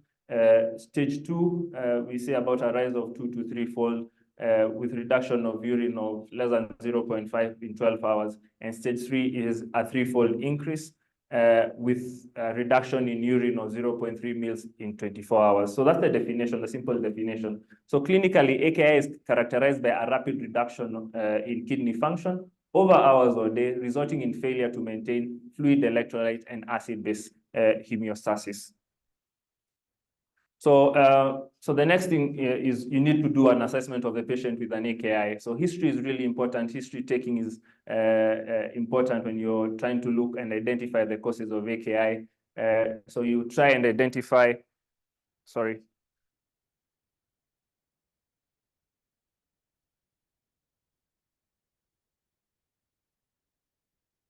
You try and identify the signs and symptoms of AKI, which could be systemic symptoms such as fatigue, which are non-specific, weight loss, epistaxis, joint pains, difficulty in passing urine, a reduced urine output, looking for symptoms of infection.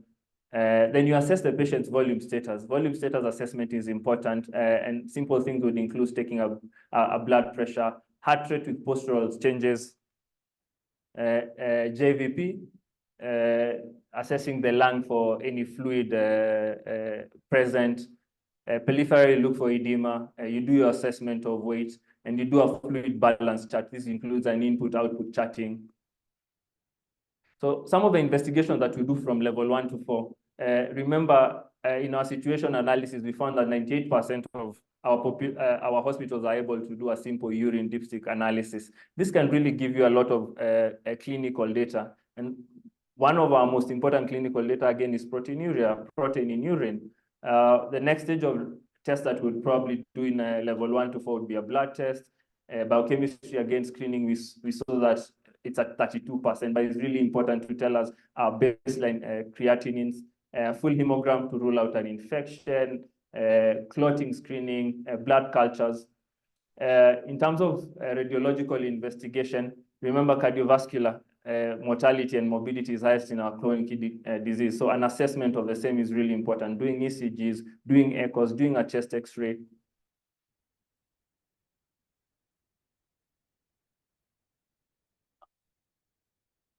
Bear with us as we try to remove the poll questions. Again, reviewing the nephrotoxic medication. You review the patient recent drug history of nephrotoxic agents, including over-the-counter and herbal medication. And I think Dr. Baga talked a lot about herbal medication. I think every routine clinic that you get a chance to interact with our patients, it's really important to ask them these questions. What medications are you taking? Or even ask them to show you the medications that they're currently taking. You might be surprised to see not only the polypharmacy, but also medications that could contribute to acute kidney injuries or a renal ultrasound is something else you can do at community levels.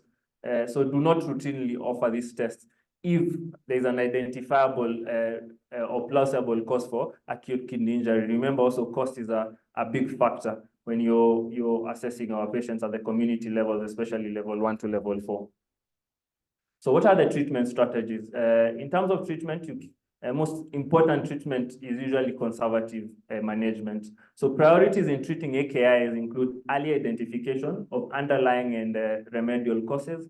Then you do your assessment of fluid status, and then you optimize your fluid balance. In terms of assessment of fluid status, it's important sometimes to consider catheterization. You do your input-output.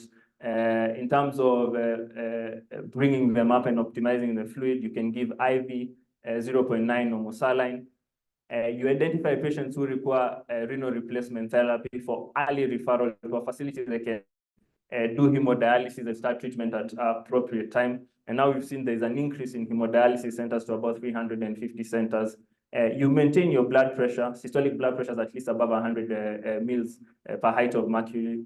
Then the recovery time by reducing the disease burden of the kidney by eliminating sources of stress for the kidney. So looking for nephrotoxic agents, again, dehydration and correcting the dehydration. Then early referral to a nephrologist are appropriate. So in terms of flowchart, again, remember our scope of work, we were supposed to come with flowcharts that would be simple to understand at a level 1 to level 4. So in terms of, and I think we've already discussed this, if you have a pre-renal cause, then correcting the hemodynamic derangement takes priorities. So if there's low preload, then you give IV fluids. If there's a high, this is supposed to be a postload, then you give diuretics. In terms of contractility, you can do an afterload reduction by giving positive or ionotropes. Intrarenal, treat the underlying disease. When you have acute tubular nephritis, there are no specific treatments that are available. When you have acute interstitial nephritis, consider giving steroids. If not improving, then continuation of medication that could cause acute interstitial nephritis is advocated for. In post-renal causes of AKIs, you relieve the obstruction. If you have an obstruction, you can give nephrostomy tubes. In neurogenic bladders, intermittent straight catheters or long-term Foley's catheters can be used. If you have urinary tract infection, treat with antibiotics.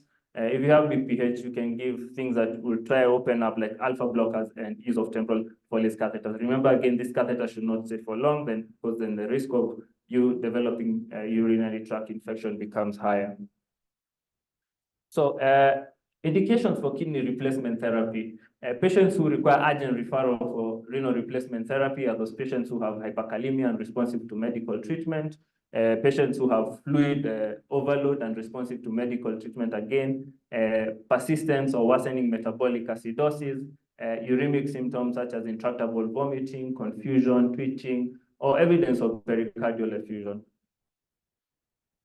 So again, what is the nephrology advice? The following patients should be referred to a nephrologist. Patients with stage 3 AKIs, patients with possible diagnosis that may need specific treatments such as vasculitis, tubular interstitial nephritis or myelomas, patients with unexplained causes of AKI regardless of the stage, patients with inadequate response to treatment, patients who have a renal transplant, patients with CKD stage 4 and stage 5. Remember, again, you're talking about early interventions, strategies that can reduce proteinuria, and trying really to retard progressions of disease. Patients with complications associated with AKI, we've talked about the importance of early referral of patients who have AKI for long-term follow-up, even if it's one annually follow-up where we do urinalysis, we look for urine albumin to creatinine ratio. Patients require urgent or emergency dialysis. Those needing advanced respiratory support or basic respiratory support plus support for 2 or more other organs then would require to be referred to a high HDU or an ICU setup. So what is the decision flowchart, for example, for an AKI management? So you identify patients with AKI who are highly likely to need dialysis, and then refer them very early and appropriate to centers that can be able to do that. Begin preparation sufficiently early to mitigate the need for CVC. Now you've referred them probably to a level 4 or level 5 hospital that has hemodialysis services. You provide AKI reduction or offer decisions for patients in selecting dialysis modality. We know you can either do PD or HD. Then you place the hemodialysis vascular access or placement of an embedded peritoneal dialysis catheter. And then step 5, timely initiation of dialysis indicated primarily by patient symptoms and early identification of causes that for emergency hemodialysis. And then step 6, you discharge patients, all patients who are with an AKI through a medical outpatient clinic or through a nephrology clinic. So that was a question, and that's the end of my presentation.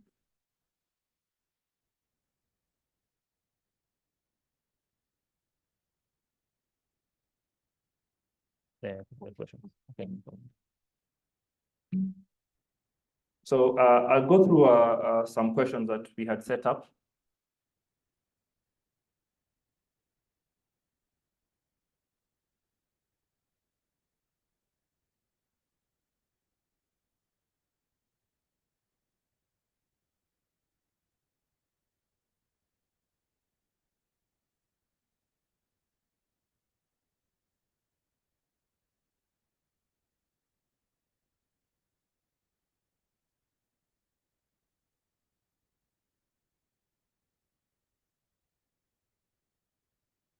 So question 1 was, all the following are risk factors for isolated systolic hypertension except, okay, thank you. All the following are risk factors for isolated systolic hypertension except, and a majority of our audience gave a correct answer, which is being active. Remember, high levels of cholesterol are risk factor for isolated hypertension, having diabetes, which again we've said is a leading cause of end-stage renal disease and CKD itself. Having a BMI greater than 30 or obesity, eating foods that are processed. Again, we've talked about a sedentary lifestyle, and so the correct answer was being active. Being active, actually, we encourage people having exercise about 150 minutes of moderate exercise, and if you're having rigorous activity, we talk about 75 minutes per week. Next question. What is the leading cause of chronic kidney disease in Kenya? A majority of our audience, again, 66% got the correct answer, which is diabetes. We've already talked about that, followed by hypertension. and then other causes of chronic kidney disease follow in order. Next question.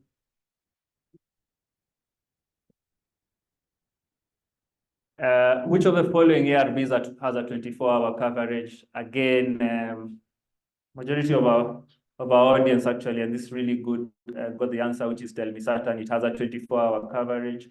Remember, when in your choice of antihypertensive, leading cause of mortality again is cardiovascular. Most of these patients at around 4 a.m. have a high cortisol levels, which leads to myocardial infarction at around early morning hours. So when you're looking for a choice of an antihypertensive, you really need to think about an antihypertensive that can cover 24 hours. Again, remember, telmisartan is good. We've been talking about it in terms of reduction of proteinuria. Next question. So which of the following ACEs are again a 24-hour coverage? So again, if your choice is not an ARB and you decide to use an ACE inhibitor, remember about cardiovascular complication. And then the choice of agent again would be something that would cover 24 hours. And perindopril has been shown to cover 24-hour coverage. Next.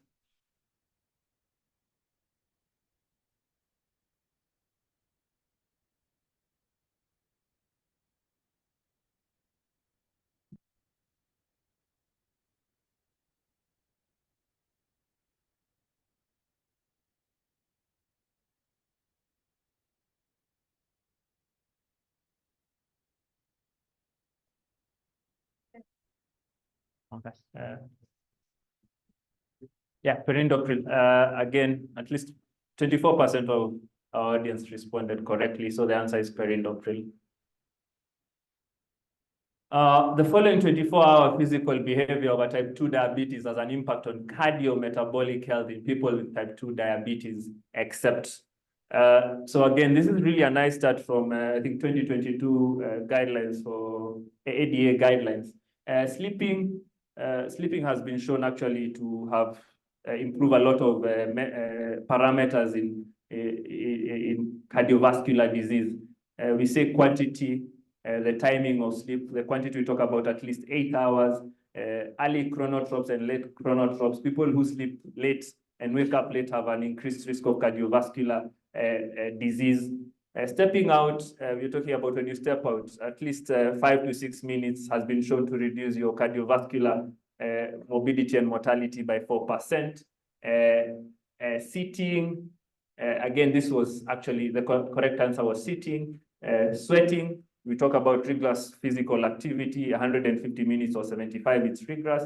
And obviously strengthening. Remember, if you're doing push-ups, pushing weights, this pushes glucose into the muscles uptake. You reduce your need for insulin and other anti-diabetic medication. The following drugs have antiproteinuric properties, except, again, I think we have covered this extensively. ARBs have that.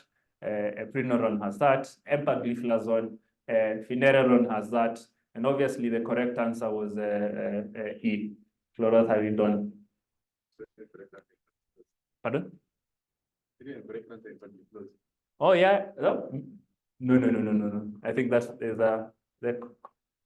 yeah. It should be chlorothalidone. That's the correct answer. In cardiorenal risk reduction in high-risk patients with type 2 diabetes, which of the following drugs is preferred?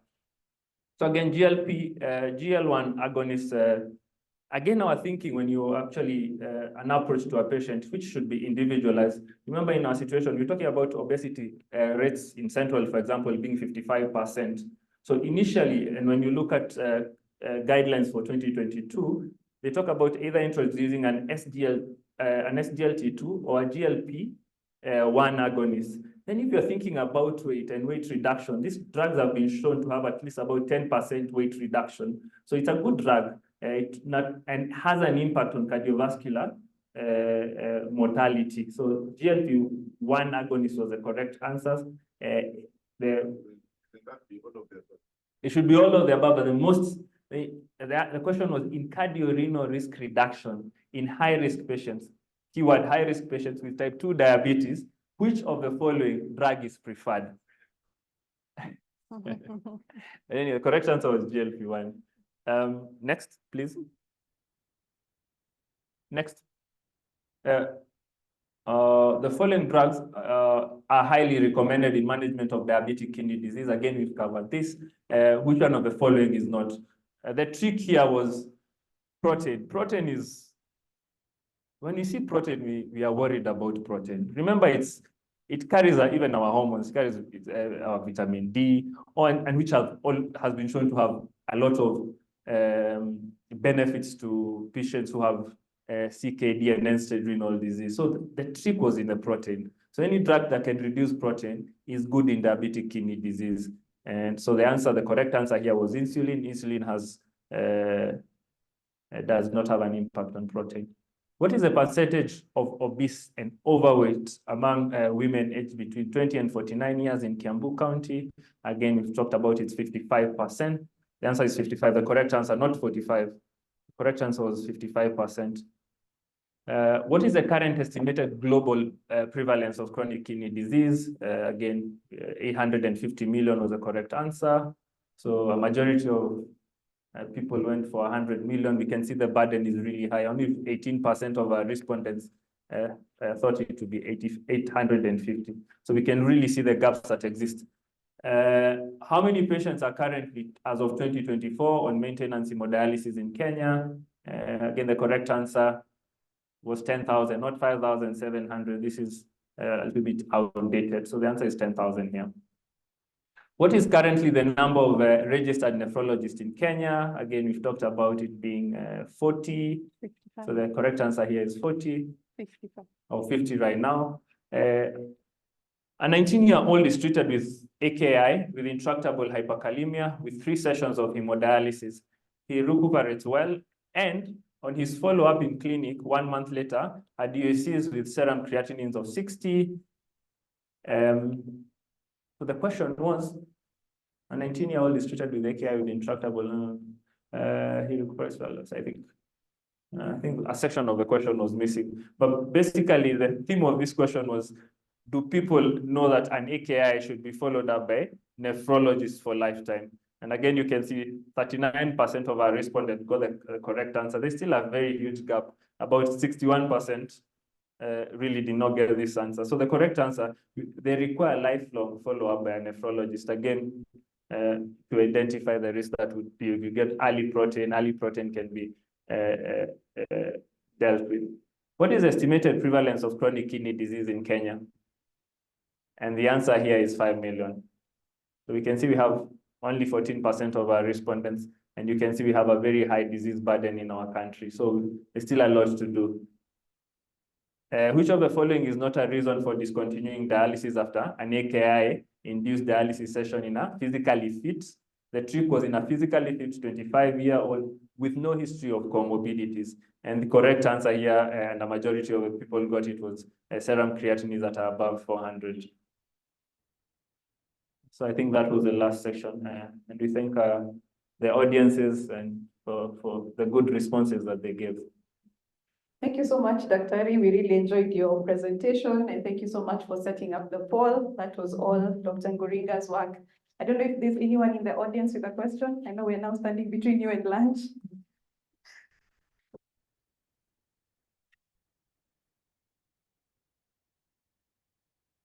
We were just having a mini discussion with His Excellency, because I asked him, what is the half-life of this guideline?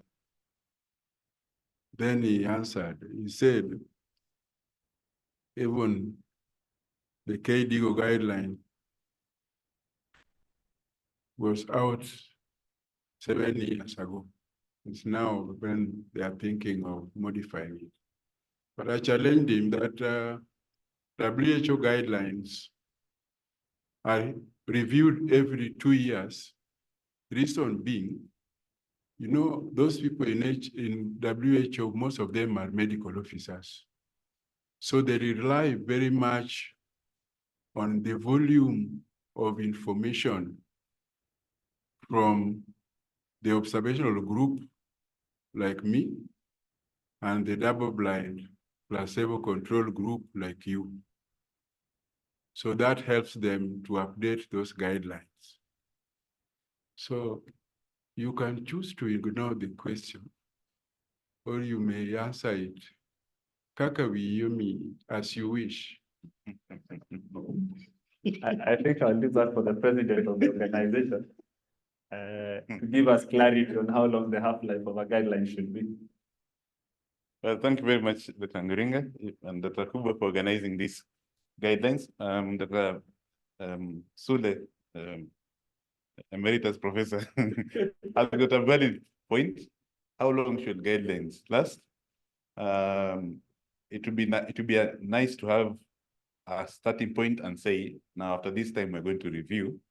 But since this is only a pregnancy, we're not looking at lifespan. Let's deliver the baby first, and then that's when you look at how long it's going to last.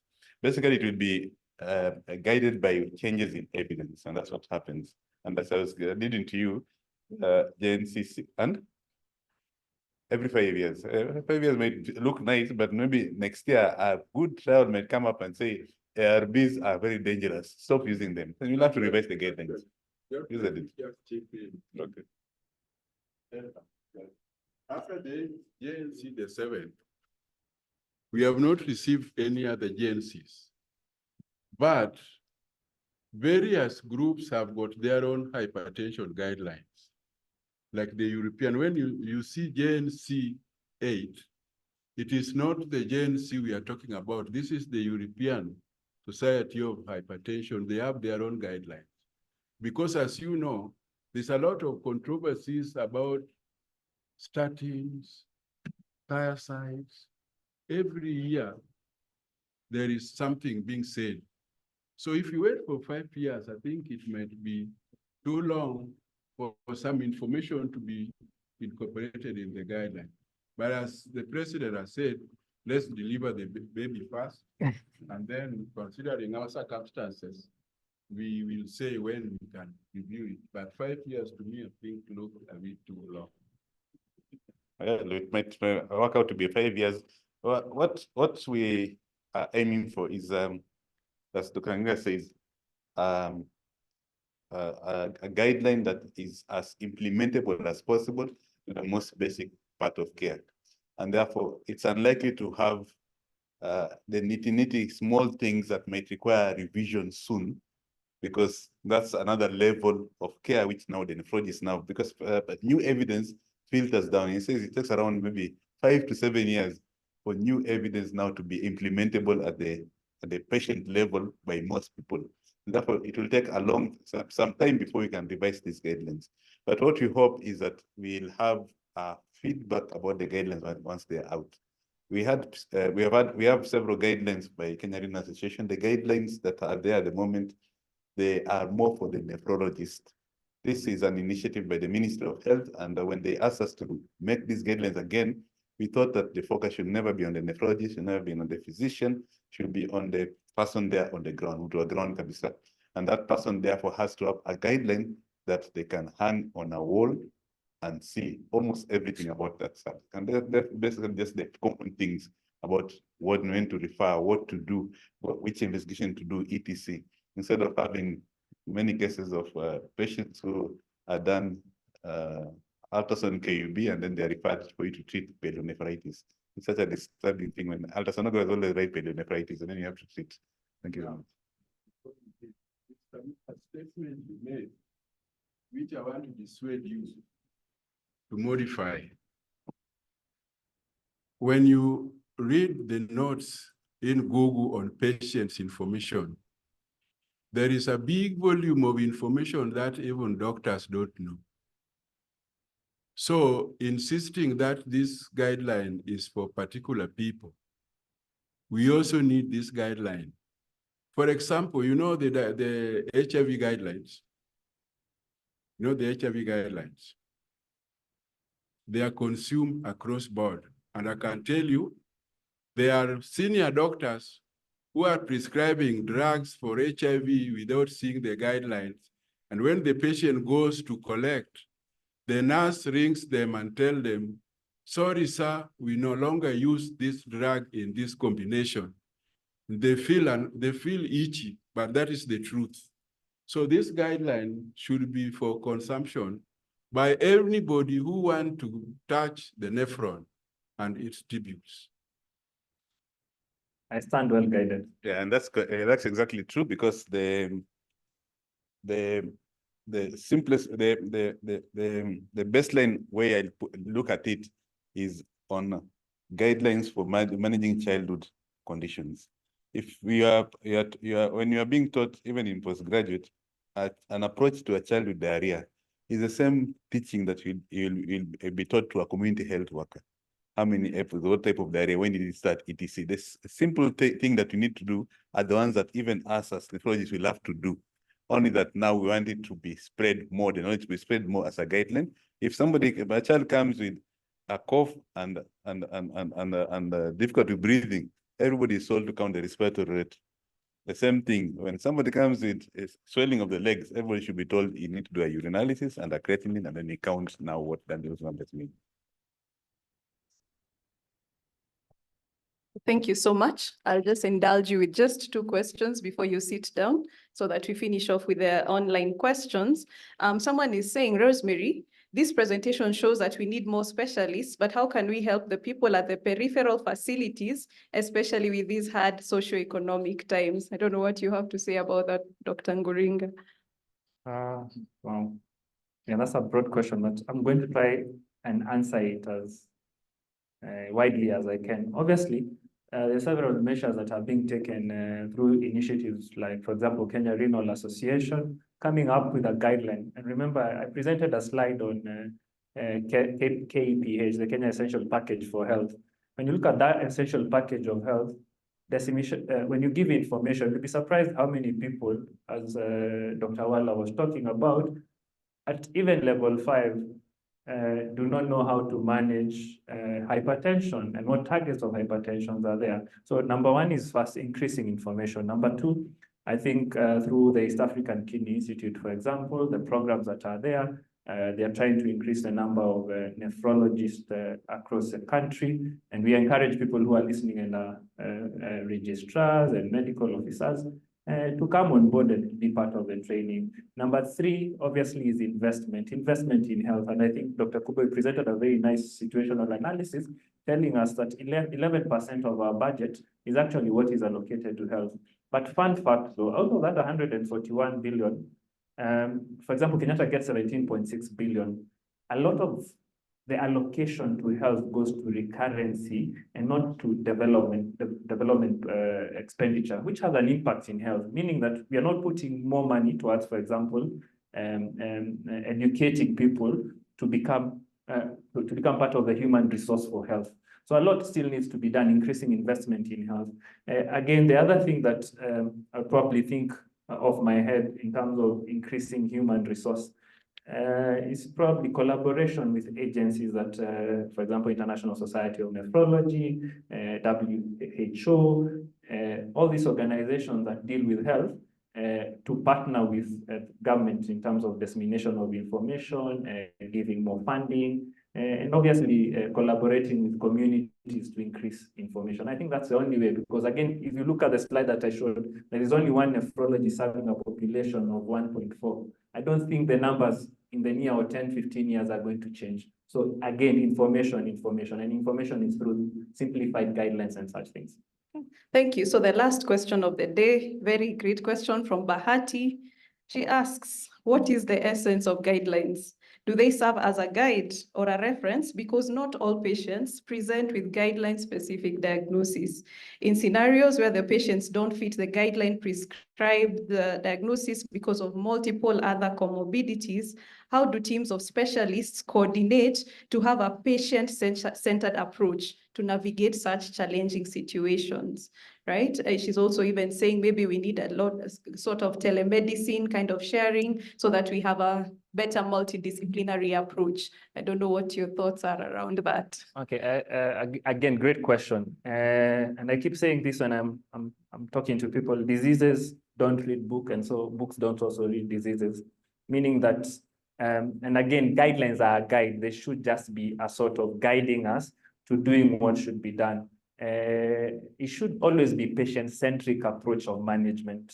So the guide will guide you, but the patient in front of you will determine what approach you'll take. This guideline probably will give you 90%. They'll guide you 90% of the time, and 10% they won't guide you. So in those situations, You can always refer, you can always telemedicine. Actually, she gave us a good answer, telemedicine. You can always call. So all these are ways that when guidelines are not fitting to your patient, you can use as alternatives. So thank you so much, Dr. Nguriga. A hearty clap for Dr. Nguriga as we release him. And I will just answer Abdallah, who is asking how we can get the guidelines. So that's a perfect opportunity to tell you all about Kenya Renal Conference. We usually call it CRACON. This is usually the biggest, the best conference that is held by Kenyan physicians, nephrologists. We usually have almost 600 participants. So we'd love to invite everyone, all those who are online from all over Africa, from all over Kenya. Please join us for Kenya Renal Association Conference 2024, happening on 2nd to 5th October in Mombasa at Pride Inn. Registration costs are as shown there, and this is where we are going to launch these guidelines. Yeah, so you're all very welcome. Sorry, registration is ongoing, yeah? So we'll share this particular poster with all the online attendees as well. So the last part of my job today is to give a vote of thanks. I'll start off with Sanofi. Dr. Amaya has been absolutely phenomenal.